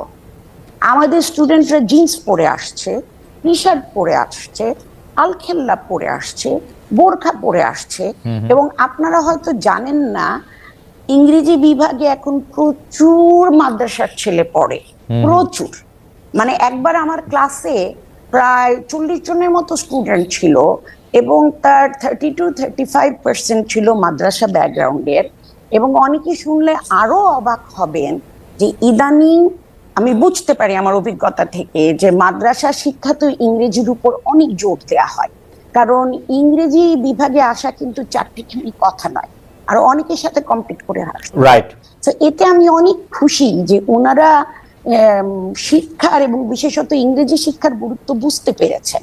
তো তারা কি পরে আসলো না আসলো, এটা বিচ্ছিন্নভাবে যদি 2-1 শিক্ষক বলে থাকেন, অবশ্যই এটা আপত্তিজনক। সেই জায়গায় হলে আমিও আপত্তি করতাম, কারণ আমি কি পড়বো না পড়বো সেটা আমার বিষয়। কিন্তু যখন জিনিসটা বাড়াবাড়ি পর্যায়ে চলে যায়, আমি 2007 সালে হজ করে এসেছি এবং আমি জানি যে হজের সময় মুখের এতটুকু জায়গা ভিজিবল হতে হয়, বাধ্যতামূলক। আমাদের কিছু খুবই কম, বাট কিছু ছাত্রী আছে একদম এইরকম করে ঢেকে আসে, শুধু 2টা চোখ দেখা যায়, তাদের হাত মোজা পরা থাকে, পা মোজা পরা থাকে, যেটা আমাদের ধর্মের রিকোয়ারমেন্ট বলে আমি কোথাও পড়িনি। আমি এগুলো নিয়ে কিছুটা লেখাপড়া করি। এবং ভাইবার সময় আপনি যদি আপনার নিকাবটা না সরান, তাহলে কিন্তু আপনার আইডির সাথে, আপনার আইডি কার্ডের সাথে আপনার চেহারা আমি মিলাতে পারছি না। সো এগুলি আমার মনে হয় অপ্রয়োজনীয়। কিন্তু পোশাক আশাকের ব্যাপারে, চিন্তাধারার ব্যাপারে, সব ব্যাপারে আমি ব্যক্তি স্বাধীনতায় বিশ্বাস করি ততক্ষণ পর্যন্ত যতক্ষণ না এইটা একজনের বা সমাজের বা দেশের জন্য ক্ষতিকারক না হয়। তাসনিম আপা, আর আপনাকে ইসলামের কথা যদি আমরা বলি, তাসনিম আপা, জি আপনি শেষ করবেন। জি আপনি শেষ করছিলেন, সরি আপনি শেষ করেন, সিস্টেমের কথা বলছিলেন। জি, আমরা যদি ইসলামের কথা বলা আর সেটা নিজের জীবনে ধারণ করা কিন্তু দুই ইস্যু। আমাদেরকে ইসলাম শেখায় নম্র হতে, ভদ্র হতে, অন্যের সাথে ভালো আচরণ করতে। ইসলামে বলা হয়েছে একজন মানুষের প্রতি, একজন মানুষের দেখে হাসলে সেটাও এক ধরনের সাদকা। ওকে, আমরা কি সেগুলো করি? আমার মনে হয় আপা চেঁচামেচি করি, তাদেরকে আমরা ইসলামের বাঘ, ইসলামের সিংহ এইসব টাইটেল দেয়া হয়। তো আমরা নিজেদের মধ্যে কতটুকু ইসলাম পালন করি যে আমি রাষ্ট্রধর্ম ইসলাম চাই, এটাই আমার প্রশ্ন। আপা আপনাকে অনেক ধন্যবাদ। আমরা জনাব মামুনুল হকের কাছে প্রশ্ন রেখেছিলাম যে ইসলামের দৃষ্টিতে আসলে কোনটা বেশি গুরুত্বপূর্ণ, বাহ্যিক বাহ্যিকভাবে তার পোশাক আশাকের পাশাপাশি ঘুষ, দুর্নীতি, সুদকে আমরা আসলে বর্জন করছি কিনা, যেগুলিকে আমরা আসলে ফান্ডামেন্টাল ধরে আসছি, সেটা ক্ষেত্রে আপনার কি মতামত, এবং সোশ্যাল মিডিয়ায় যাদেরকে আমরা ইসলামী বক্তা বলে থাকি তাদের কিছু বক্তব্য এরকম তুলনা করা হচ্ছে যারা একসময় ক্ষুদ্র ঋণ নিয়ে, সুদ নিয়ে ডক্টর মোহাম্মদ ইউনূসের সমালোচনা করেছিলেন, তারা আবার তার প্রশংসা করছেন। বক্তাদের একটি অংশ কি বাতাস বুঝে বক্তব্য দিচ্ছেন কিনা, এবং আপনারা যে ইসলামকে, যেটিকে আসলে পলিটিক্যাল ইসলাম বেশি করে বলা হচ্ছে যেটা, এবং যেই কারণে বাংলাদেশে ইসলামী দলগুলির মধ্যে অনেক বিভাজন দেখা যাচ্ছে, মানে কেউ হয়তো ইসলাম বিশ্বাস করছেন এবং জোর দিয়ে বলছেন যে জনাব মামুনুল হক যেগুলি বলছেন সেগুলি ইসলাম না, আরেকজন বলছেন যে ওইটা যারা বলছেন তারা কাফের। ওই পুরো ব্যাপারটা ধরে যদি একটু আলোচনা করেন যে আসলে কোনটা বেশি গুরুত্বপূর্ণ, কোনটাকে আমরা ফান্ডামেন্টাল ধরবো, জনাব মামুনুল হক। আসলে অনেকগুলো মানে এখন বিষয় আমার সামনে আলোচনার জন্য, সময় কতটুকু পাবো আমি জানি না। মিসেস মাহবুব সাহেব তো উনি বললেন যে ওনাকে মনে হয় সময় কম দেয়া হচ্ছে। আমি আসলে শুরুতেই বলেছিলাম যে আসলে বিতর্কের আলোকে আমি কথাগুলো বলতে চাইনি। প্রথম যে প্রসঙ্গটা আপনারা দুজনই আলোচনার মধ্যে আনলেন, আমি ঢাকা বিশ্ববিদ্যালয় সহ আমাদের বুয়েটের ক্যাম্পাসে যেই স্পেসিফিক যেই কথাটা আমি বলেছি, আপনারা খবর নিয়ে দেখেন, গত 1 মাসের ব্যবধানের ঘটনা। ঢাকা বিশ্ববিদ্যালয়ে একটা সিরাতুন নবী অনুষ্ঠান করার সুযোগ দেওয়া হয়েছে, এবং এই অনুষ্ঠানটাকে ঢাকা বিশ্ববিদ্যালয়ের ইতিহাসে দীর্ঘদিন পরে এই ধরনের একটা অনুষ্ঠানের একটা মানে ব্যতিক্রমী আয়োজন হিসাবে গোটা ঢাকা বিশ্ববিদ্যালয় এটাকে খুব তারা উৎসাহিত করেছে। সেম একই ধরনের অনুষ্ঠানের অনুমতি চেয়ে বুয়েটের ছাত্ররা বুয়েটের প্রশাসনের কাছ থেকে অনুমতিটা পায়নি। আপনারা যে দৃষ্টান্তগুলো এনেছেন সেটা হলো একাডেমিক যে ইসলামিক স্টাডিজ বিভাগ আছে, আরবি ভাষা সাহিত্য আছে, উর্দু আছে, ফার্সি আছে, অ্যাজ এ ল্যাঙ্গুয়েজ বা একটা সাবজেক্ট হিসাবে পড়াশোনার বিষয়ে আমি এই জায়গাটা আমার প্রশ্ন ছিল না। আমার প্রশ্ন হলো যে বিগত 50 বছরে ঢাকা বিশ্ববিদ্যালয়ে ইসলামী ছাত্র মজলিস, ইসলামী ছাত্র আন্দোলন, ইসলামী ছাত্র শিবির নামে আপনারা ঢাকা বিশ্ববিদ্যালয়ের ক্যাম্পাসে কোনো কার্যক্রম পরিচালনা করার সুযোগ আপনারা দিয়েছেন? ইসলামী কোনো সংগঠনকে দেওয়া হয় নাই। এই জায়গাটার আমি ইসলামী রাজনৈতিক চর্চার যে সুযোগটা থেকে ইসলামপন্থীদেরকে চরমভাবে বৈষম্যমূলক ভাবে তাদেরকে দমন করা হয়েছে। মামুন ভাই একটা ছোট্ট প্রশ্ন কি করতে পারি, যে ধরেন আপনি যে আমি কথাগুলো শেষ করি। আচ্ছা ঠিক আছে কোনো অসুবিধা নাই। দ্বিতীয় বিষয় যেটা ম্যাডাম বললেন যে এই যে পোশাকের যে বিষয়, আমি কিন্তু পোশাকের যে বিষয়টা বলেছি সেখানে আমি সুনির্দিষ্টভাবে একটা কথা বলেছি, সেটা হলো এই যে আমরা যারা ইসলামকে রাজনৈতিকভাবে আমরা রাজনীতিটাও যারা ইসলামের আলোকে করতে চাই, আমরা মনে করি যে ইসলাম কমপ্লিট কোড অফ লাইফ, পূর্ণটাই ইসলামকে মানতে হবে। আমি ব্যক্তিগত জীবনে ইসলামকে মানবো, আমি ব্যবসার ক্ষেত্রে, অর্থনীতির ক্ষেত্রে ইসলামকে মানবো না, অথবা রাজনীতির ক্ষেত্রে ইসলামকে মানবো না। ইসলামকে এভাবে খণ্ডিত আকারে মানার কোনো সুযোগ আল্লাহর কোরআন দেয়নি, বরং পরিপূর্ণভাবে ইসলামকে, যারা পরিপূর্ণভাবে ইসলামকে মানতে চাই এবং বিশেষ করে যারা আমরা রাজনীতিতে ইসলামকে অনুসরণ করতে চাই, আমাদের উপর রাষ্ট্রীয় যেই দমন পীড়ন চালানো হয়েছে সেটা অন্য কোনো আদর্শিকভাবে রাজনীতি যারা করে, আদর্শিক কারণে অন্য কারো উপরে সেই বৈষম্যটা বাংলাদেশে অতীতে হয়নি। এই জায়গাটার কথা বলেছি। আপনারা বিষয়টা বারবারই আপনারা আলোচ্য বিষয়টা ভিন্ন দিকে নিয়ে না না, আচ্ছা ঠিক আছে। দ্বিতীয় বিষয় আমি বলি আপনি যে প্রশ্ন করেছেন সেই প্রশ্নের জায়গায় আমি আসি, যে একটা বিষয়ের গুরুত্ব আছে, সবটারই গুরুত্ব রয়েছে। সুদ, ঘুষ, দুর্নীতি সহ যেই সকল বিষয়গুলো ইসলাম নিষিদ্ধ করেছে এর প্রত্যেকটার বিষয়ে আমরা ফোকাস করি, আমরা আলোচনা করি। হয়তো সবটা আপনারা শুনেন না বা সবটা সেইভাবে মিডিয়ায় কভারেজ পায় না। মিডিয়ায় কভারেজ পায় সাধারণত চলমান ইস্যুগুলো এবং যে বিষয়গুলোকে রাজনীতির সাথে সংশ্লিষ্ট সেই বিষয়গুলো গুরুত্ব পায় বা সেই বিষয়গুলো হয়তো অনেকটা ফোকাস হয়, কিন্তু সবটা বিষয় একই। সর্বশেষ আপনি যে কথাটা এনেছেন, এই যে ক্ষুদ্র ঋণ এবং সুদ ব্যবস্থা এবং ডক্টর ইউনূস সাহেবের সাথে বর্তমান সময়ে তার যে প্রশংসামূলক কিছু কথাবার্তা, দেখেন এখনো আমরা বলি যে সুদ ইসলামের দৃষ্টিতে জঘন্যতম একটা অপরাধ এবং নিষিদ্ধ একটা বিষয়। কাজেই সেটা ক্ষুদ্র হোক আর বৃহৎ আকারে হোক, ক্ষুদ্র ঋণের মাধ্যমে যে কাজটা হয়েছে সেটা হলো সমাজের তৃণমূল পর্যায় পর্যন্ত সুদ ব্যবস্থাটাকে পৌঁছে দেওয়া হয়েছে।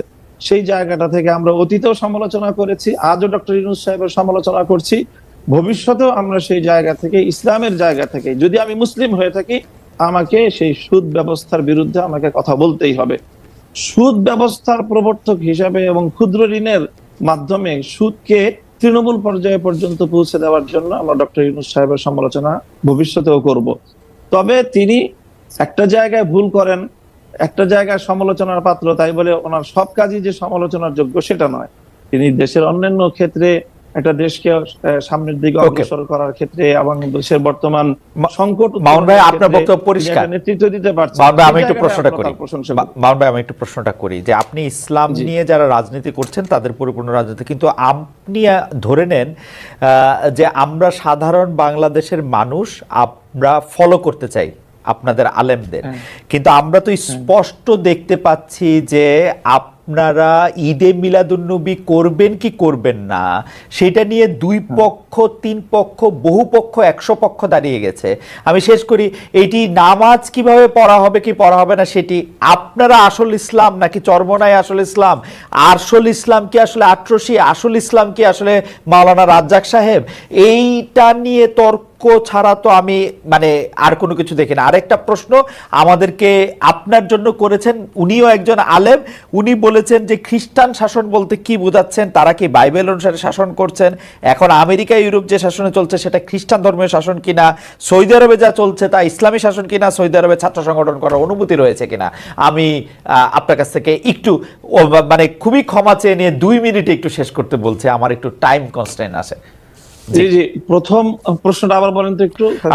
প্রথম প্রশ্নটা হচ্ছে যে আপনি পরিপূর্ণ ইসলাম বলছেন কিন্তু সাংঘর্ষিক, এই যে আপনি ঈদে মিলাদুন্নবী সহ যে সকল মতবিরোধপূর্ণ যে বিষয়গুলির আপনি প্রশ্ন তুললেন, দেখেন আমাদের মতবিরোধপূর্ণ বিষয় খুবই গৌণ, মৌলিক কোন বিষয়ে আমাদের মধ্যে ইসলামিক যারা বিভিন্ন স্কুল অফ থট যারা আমরা ফলো করে থাকি আমাদের মধ্যে কোনো দ্বিমত নেই। 5 ওয়াক্ত নামাজ এই বিষয়ে কেউ দ্বিমত করেছে, রমজান মাসে 30টা রোজা রাখতে হবে এই বিষয়ে কেউ দ্বিমত করেছে, প্রত্যেকটা মুসলমানের উপর সামর্থ্য থাকলে একবার হজ করা ফরজ কেউ দ্বিমত করেছে, প্রত্যেকটা যারা নাকি সামর্থ্যবান তাদেরকে যাকাত দিতে হবে এই বিষয়ে দ্বিমত করেছে, এবং ফজরের নামাজ 2 রাকাত, জোহরের নামাজ 4 রাকাত, আসরের নামাজ 4 রাকাত, মাগরিবের নামাজ 3 রাকাত, এশার নামাজ 4 রাকাত, এই বিষয়ে আজ পর্যন্ত কাউকে আপনি দ্বিমত পেয়েছেন? খুবই শাখাগত কিছু বিষয়ে দ্বিমত রয়েছে মুসলমানদের মধ্যে এবং সেই বিষয়গুলো আলোচনার মধ্যে আসে এবং সেটা প্রত্যেকটা মতাদর্শের মধ্যে যখনই আপনি আলোচনা, জ্ঞানগত আলোচনা হবে তখন সেই দ্বিমতগুলি আসবে সেখানে। সেই বিষয়গুলি তো এটার সাথে আপনি এখানে আলোচনার মধ্যে এই প্রসঙ্গগুলি আনার কোনো প্রয়োজন নেই। ওকে, দ্বিতীয় যে প্রশ্ন আপনি করেছেন সেটা হলো যে খ্রিস্টান শাসন বলতে আমি বুঝিয়েছি এখনকার যে শাসন পশ্চিমা বিশ্বের শাসনকে বলছি 500 বছর ধরে। এর আগ পর্যন্ত আমি যেটা বলেছি যে পশ্চিমা বিশ্বের এই সেকুলার রাষ্ট্র ব্যবস্থা বা রাজনৈতিক এই যে এই গির্জা বিপরীত যে রাষ্ট্র ব্যবস্থা পশ্চিমা বিশ্ব অনুসরণ করছে, এর আগ পর্যন্ত তাদের যে শাসন ব্যবস্থা ছিল সেটা খ্রিস্ট শাসন ব্যবস্থা ছিল। আমি সেখানে বলেছি যে সেই খ্রিস্ট ব্যবস্থায় ব্যাপকভাবে খ্রিস্ট রাষ্ট্রগুলো কর্তৃক ইহুদিরা নিগৃহীত হয়েছে এবং সেই সময়টা ইহুদিরা মুসলমানদের প্রোটেকশনে তারা থেকেছে। ওই জায়গাটা আমি বলেছি। এর বিগত 500 বছর ধরে পশ্চিমা বিশ্ব তারা তো গির্জার শাসনের বিপরীতে সেকুলারিজমকে তারা রাষ্ট্র ব্যবস্থা হিসাবে, রাজনৈতিক বন্দোবস্ত হিসাবে তারা ফলো করছে। এবং সৌদি আরব যেটা করছে সেটাও আংশিকভাবে তারা কিছু কিছু ক্ষেত্রে কোরআনের বিধানকে অনুসরণ করে, পূর্ণাঙ্গ ইসলামিক রাজনৈতিক বন্দোবস্তকে তারা অনুসরণ করে না।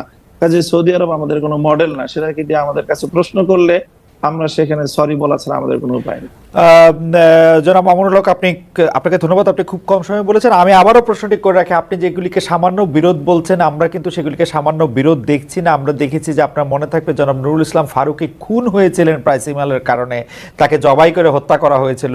এই রকম মতবিরোধ থাকার কারণে, আমরা এরকম মতবিরোধ থাকার কারণে কিন্তু বিভিন্ন জায়গায় বিভিন্ন সেক্ট দেখছি যে বিভিন্ন গোষ্ঠী, স্বঘোষিত গোষ্ঠী যারা একজন আরেকজনকে কাফের বলছেন, আক্রমণ করছেন। এমনকি আপনাদের ইসলামিক আদর্শের রাষ্ট্রের সঙ্গে জামায়াতে ইসলামের ইসলামী রাষ্ট্রের বা অন্য কোনো ইসলামিক দলের রাজনৈতিক রাষ্ট্রেরও একটা বড় তফাৎ আমরা দেখে যাচ্ছি। এইটাকে আপনারা কনসলিডেট কিভাবে করবেন, আপনারা এইটা ভাবছেন কিনা, এটা আমার প্রশ্ন। আমি একটু অধ্যাপক তাসনিম সিরাজ মাহবুবের কাছে আমরা একটু যেতে চাই যে আপনি এক সাক্ষাৎকারে এটি বলেছেন যে দেশের সার্বিক সংস্কারের জন্য অন্তর্বর্তী সরকারকে সময় দিতে হবে। এই সরকারকে আপনি কত বছর সময় দিতে চান? 2, 3, 5 বছর সময়? আর একটা জিনিস আপনাকে বলে রাখতে চান, আমাদের আর সময় নাই, আসলে এই প্রশ্নটাই আপনাকে করতে চাই, অন্তর্বর্তী সরকারকে আপনি কতখানি সময় দিতে চান, 2, 3 না 5 বছর? এবং আপনি কেন মনে করেন যে সংস্কার আসলে অন্তর্বর্তী সরকার করবে, সেটা পরবর্তী সরকার এসে করবে না? তাসনিম সিরাজ মাহবুব। না, আমি সেটা কোথাও বলিনি মনে করেন কেন এই সরকার করবে, পরবর্তী সরকার করবে না। আমি বলতে চেয়েছি বা চাচ্ছি সেটা হলো বেসিক কিছু জিনিস আছে যেগুলো ওনাদেরকে করে যেতে হবে। যেমন শহীদদের তালিকা তৈরি করে, আহতদের তালিকা তৈরি করে এদের পুনর্বাসনের ব্যবস্থা করা আহতদের ক্ষেত্রে, এটা ওনাদেরকে করতে হবে। এবং এতদিনে এটা ওনাদের করে ফেলা উচিত ছিল। এখানে ওনারা আমাদেরকে লেট ডাউন করেছেন। শহীদের তালিকা করেছেন, আহতর এখনো হয়নি, এবং আহতরা অনেক ক্ষেত্রেই যতটুকু সাহায্য প্রয়োজন ততটুকু পাচ্ছেন না। এটা হলো 1 নাম্বার। আরেকটা হলো আপনার কিছু আছে শর্ট টার্ম, কিছু আছে লং টার্ম। এখন ওনারা যদি বাংলাদেশের শিক্ষা ব্যবস্থাকে ঢেলে সাজাতে চান, এটা 6 মাস 1 বছরে সম্ভব না। সো উনাদের যেগুলি এখন করা দরকার, ইমিডিয়েট অ্যাটেনশন যেগুলিতে দরকার, তার মধ্যে একটা যেটা আমি বললাম, শহীদের তালিকা তৈরি করা, দেশের অর্থনৈতিক অবস্থাকে স্থিতিশীল করা, আইনের শাসন অ্যাসিওর করা, আইন শৃঙ্খলার উন্নতি করা, এগুলি উনাদের গোল হওয়া উচিত। এই কয়টা কাজ করতে আমি কোনো নাম্বার বলবো না। এই কয়টা কাজ করতে যৌক্তিকভাবে যতটুকু সময় লাগে ততটুকুই উনাদের নেওয়া উচিত। তবে আমাদের এটাও মনে রাখতে হবে, আমি একটু শেষ করি খালিদ সাহেব, আমি কিন্তু কখনো জোর দিয়ে বলছি না, এবারই বললাম। আমি এতটুকুই বলবো যে আপনি কিন্তু নবজাত শিশুকে দিয়ে মা বাবা ডাকাতে পারবেন না। আপনি তাকে যতই দুধ খাওয়ান আর যতই মারধর করেন, তাকে সময় দিতে হবে। আমরা এত অসহিষ্ণু কেন? আমরা সর্বক্ষেত্রে অসহিষ্ণু, পরমতের ব্যাপারে শুধু না, সব ক্ষেত্রে আমরা অসহিষ্ণু। এখন এখন আমাকে ট্যাগিং করা হবে যে আমি বর্তমান সরকারের দালাল, তো ট্যাগিং নিয়ে এখন আর চিন্তা করি না, এটা ভূষণে পরিণত হয়েছে আমাদের মতো মানুষের জন্য। কিন্তু আমার কথা হলো, আমার ক্ষেত্রে যে জিনিসটা মনে হয় উনারা ঠিক করছেন না, সেটা হলো যে উনারা লং টার্ম আর শর্ট টার্ম গোলগুলিকে উনারা আলাদা করছেন না, উনারা র্যান্ডামলি কাজ করছেন। যার ফলে হচ্ছে কি, যেই জিনিসটার প্রতি তাদের ইমিডিয়েট অ্যাটেনশন দরকার, উনারা এটা না রেখে অমুকের পোশাক কি হবে, অমুক পোশাকের কালার কি হবে, অমুকের নকশা কি হবে, উনারা ওগুলোতে মনোযোগ দিচ্ছেন, যেগুলো কিনা উনাদের না করলেও চলে। উনারা পুনর্বাসন করবেন, উনারা ইলেকশন কমিশনকে ঢেলে সাজাবেন, ওনারা ভোটার তালিকা হালনাগাদ করবেন, ওনারা আপনাকে দেখতে পাচ্ছেন না। আইনের প্রতি সম্মান মানে শ্রদ্ধাশীল যাতে হয় মানুষ সেই ব্যবস্থা করবেন, এবং ওনারা দ্রব্যমূল্য নিয়ন্ত্রণ করবেন। এটা ওনাদের ইমিডিয়েট টার্গেট হওয়া উচিত। আচ্ছা আপা, আপনি যে সংস্কারের কথা বলছেন বা যেইগুলি কথা আপনি বলছেন যে এইগুলি এই সরকারে করা উচিত, যার জন্য আসলে ঠিক কতটা সময় বা টাইম ফ্রেম দেওয়া দরকার সেটা আপনি বলতে চাচ্ছেন না। আপা এখন কি শুনতে পাচ্ছেন?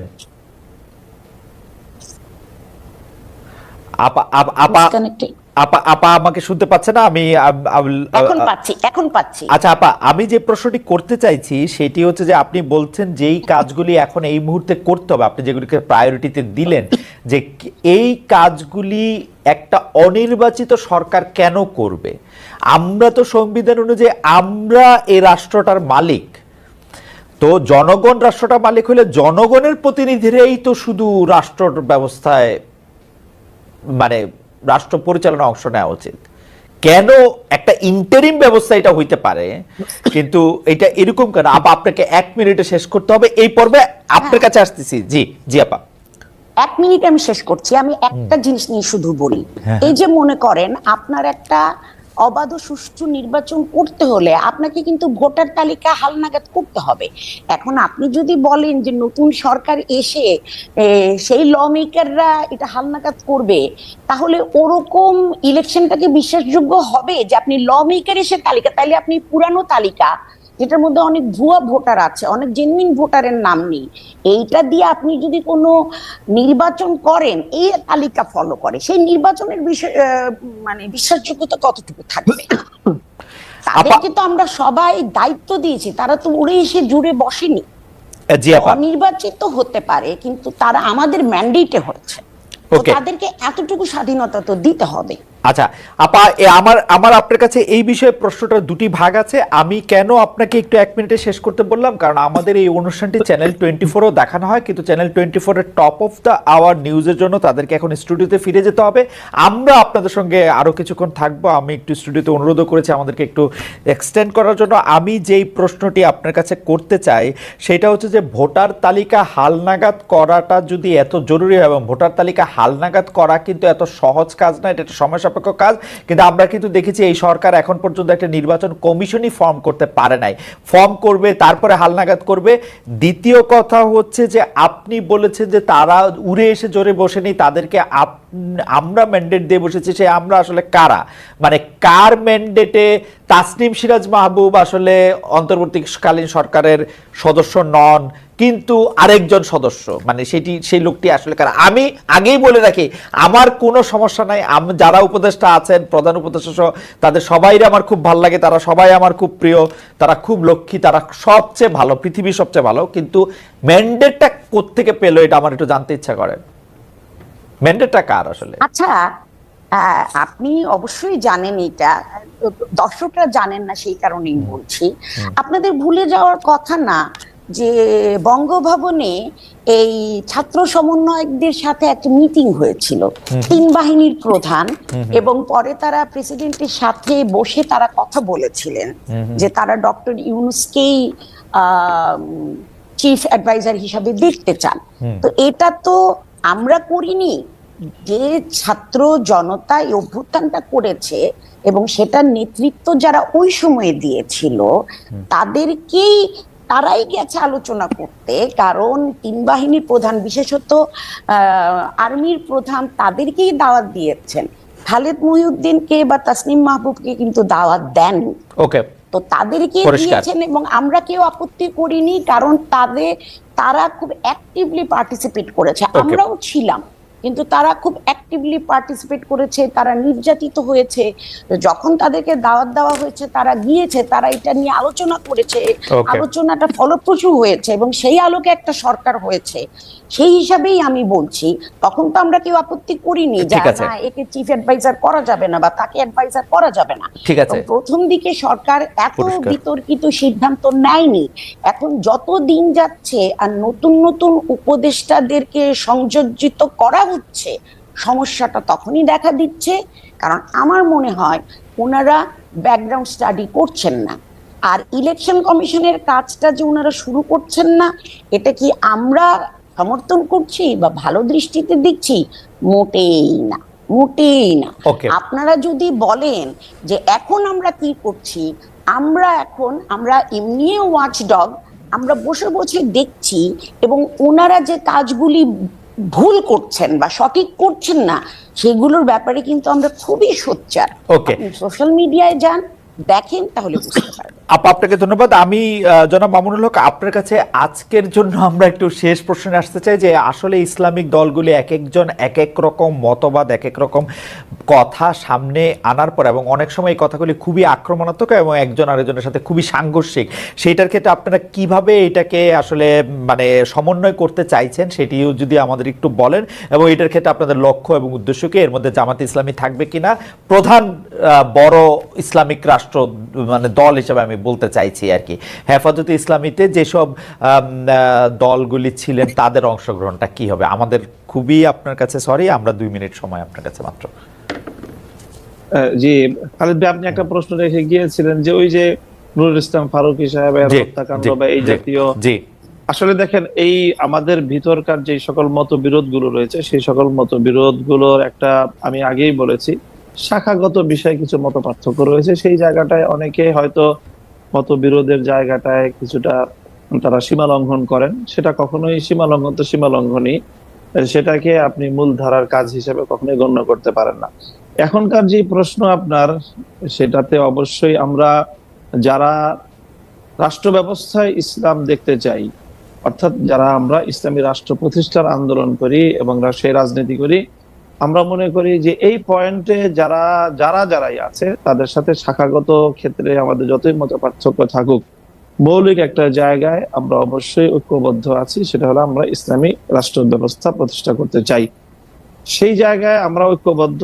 তবে বর্তমানে বাংলাদেশের সার্বিক পরিস্থিতিতে বিগত যে ফ্যাসিবাদের যেই একটা আক্রোশ এবং তার যে বৈষম্য এবং তার যে অত্যাচারের শিকার আমরা হয়েছি যে পক্ষগুলো, আমরা এখন আপাতত মনে করি যে তাদের সকলের মধ্যে এক ধরনের ঐক্য থাকা দরকার, যাতে কোনোভাবেই সেই জালিম এবং ফ্যাসিবাদী চক্র যেন আবার কোনোভাবেই বাংলাদেশের রাজনীতিতে সহসাই তারা প্রতিষ্ঠিত হতে না পারে। তাহলে আমাদের এই আগস্ট বিপ্লবের সকল অর্জনই ব্যর্থ হয়ে যাবে এবং সেক্ষেত্রে সেই অত্যাচার এবং ফ্যাসিবাদ আরো অনেক বেশি। আগস্ট বিপ্লবের কথা মামুন ভাই, আগস্ট বিপ্লবের কথা যখন বললেন তখন আমি আপনাকে একটা বিষয় একটু প্রশ্ন করতে চাই, সেটি হচ্ছে যে আপনি নিশ্চয়ই আপনার মনে আছে যে তারিখটা হচ্ছে এই বছরেরই 27 জুলাই মনে হয়, 26-27 জুলাই আপনাদের সাথে আলেমদের সাথে স্বরাষ্ট্র মন্ত্রণালয়ে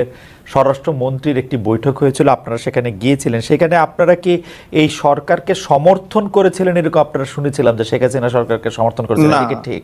সেখানে কোনোভাবেই সমর্থনের কোনো প্রসঙ্গ আসে না। আপনারা দেখবেন যে সেখানে আমার কোনো বক্তব্য নাই, এবং সেখানে একরকম সেটাও এক ধরনের অত্যাচার ছিল, আমাদেরকে জোর করে আসলে তুলে নিয়ে যাওয়া হয়েছে। মানে আপনি স্বেচ্ছায় যান নাই, এরকম ব্যবস্থাটাই ছিল। আপনি স্বেচ্ছায় যান নাই? ছাত্র নেতৃবৃন্দকে যেভাবে তুলে নিয়ে যাওয়া হয়েছে আমি কোনোভাবে স্বেচ্ছায় যাইনি সেখানে। আচ্ছা, আপনি স্বেচ্ছায় যান না, ওকে ঠিক আছে। আমার মনে হয় যে জনাব মামুনুল হক তার বক্তব্য দিয়েছেন, আমরা একদম শেষ মিনিটে এসেছি। আমি ম্যাডামকে প্রশ্ন করতে চাই যে ম্যাডাম, আপনি যত কথাই বলেন বাংলাদেশের একটা বড় অংশ তারা তো আসলে বোধহয় মনে করেন যে যদি ইসলামিক আদর্শে রাষ্ট্র পরিচালিত হয় তাহলে সেটা রাষ্ট্রের জন্য। ধন্যবাদ প্রিয় দর্শকবৃন্দ, আমাদের ফুল ভিডিওটি দেখার জন্য আপনাকে জানাই অসংখ্য ধন্যবাদ। তো বন্ধুরা, ইতিমধ্যে কিন্তু ভিডিও ফুটেজ থেকে বুঝতেই পারছেন আজকের ভিডিওটা কতটা গুরুত্বপূর্ণ একটি ভিডিও ছিল। দয়া করে আপনারা যারা স্কিপ করেননি ভিডিওটি তারা কিন্তু অবশ্যই আমাদের চ্যানেলটি সাবস্ক্রাইব করতে ভুলবেন না। যাই হোক বন্ধুরা, ভিডিওতে যে বিষয়টা ছিল যে মামুনুল হক গ্রেপ্তার, এমন একটি নিউজ বর্তমান বাংলাদেশের সোশ্যাল মিডিয়াতে ভাইরাল হওয়া ছড়িয়ে পড়ছে। তো বন্ধুরা, এটা কিন্তু এখনও নিশ্চিত করা যায়নি, এখনও শিওর না, তবে যতটুকু মনে হয়েছে এটা একটা গুজব। দয়া করে আপনাকে গুজবে কান দেবেন না। সঠিক তথ্য জানতে হলে অবশ্যই আপনাকে ফুল ভিডিওটি দেখতে হবে। 1 সেকেন্ড পরিমাণ আপনারা টেনে দেখতে পারবেন না। যদি আপনারা 1 সেকেন্ড পরিমাণ ভিডিও টেনে দেখেন তাহলে কিন্তু ভিডিওতে অনেক কিছু ইতিমধ্যে মিস করে যাবেন। যাই হোক বন্ধুরা, সেই বিষয়ে আমি আর ব্যাখ্যা করতে চাই না। ইতিমধ্যে আপনারা ব্যাখ্যামূলক ভিডিওটা কিন্তু পেয়ে গেছেন, অটোমেটিকলি দেখতেই পেয়েছেন যে আজকে আজকের ভিডিওটার ব্যাখ্যাটা কতটা গুরুত্বপূর্ণ ছিল যা আপনারা ইতিমধ্যে দেখে কিন্তু বুঝতেই পারছেন, সেটা আমি আর নিজের মুখে বলতে যাব না। যাই হোক বন্ধুরা, নিজের মুখে যদি বলতে চাই বিষয়টা বিস্তারিত বলতে আরও অনেক সময় প্রয়োজন, সেক্ষেত্রে আপনাদের সময় অপচয় করার আমাদের কোনো মানেই হয় না। যদিও আমাদের ভিডিওটা 1 ঘন্টার মতো ছিল, আপনারা যারা 1 ঘন্টা পর্যন্ত ভিডিওটি দেখছেন তাদেরকে আমাদের চ্যানেল থেকে জানাই লাল গোলাপের শুভেচ্ছা এবং ভালোবাসা। যদিও বন্ধুরা এমন নিত্য নতুন আপডেট খবর সবার আগে পেতে চাইলে এখনই আমাদের এই পিচ্চি সাকিব ইউটিউব চ্যানেলটি সাবস্ক্রাইব করতে ভুলবেন না। যদিও আমাদের প্রত্যেকটা ভিডিওটি একটি পার্ট আলাদাভাবে থাকে, সেক্ষেত্রে কিন্তু আমাদের নিজস্ব কোনো কথা বলা হয় না। এই সম্পূর্ণ ভিডিওতে আমরা কপি পেস্টের মাধ্যমে ভিডিও উল্লেখ করে ধরি। বিশেষ করে আমরা আমাদের যে ভিডিওগুলি থাকে সেই ভিডিওগুলি হচ্ছে সোশ্যাল মিডিয়া থেকে কালেক্ট করা, সংগ্রহ করা। এখানে আমাদের নিজস্ব কোনো কথা বলা হয় না, শুধু জাস্ট ইন্ট্রো থেকে শুরু করে শেষ পর্যন্ত আমরা অবধি থাকি। যাই হোক বন্ধুরা, সেই বিষয়ে আলোচনা করব না আমি আর। ইতিমধ্যে আপনারা ভিডিও ফুটেজ দেখে বুঝতে পারছেন ভিডিওটা কতটা গুরুত্বপূর্ণ ছিল। যাই হোক বন্ধুরা, এমন নিত্য নতুন আপডেট খবর সবার আগে পেতে চাইলে এখনই আমাদের এই পিচ্চি সাকিব ইউটিউব চ্যানেলটি সাবস্ক্রাইব করতে ভুলবেন না। আর হ্যাঁ, অবশ্যই কিন্তু লাইক করে একটি কমেন্ট করে জানিয়ে দেবেন আপনার মতামতটি কি।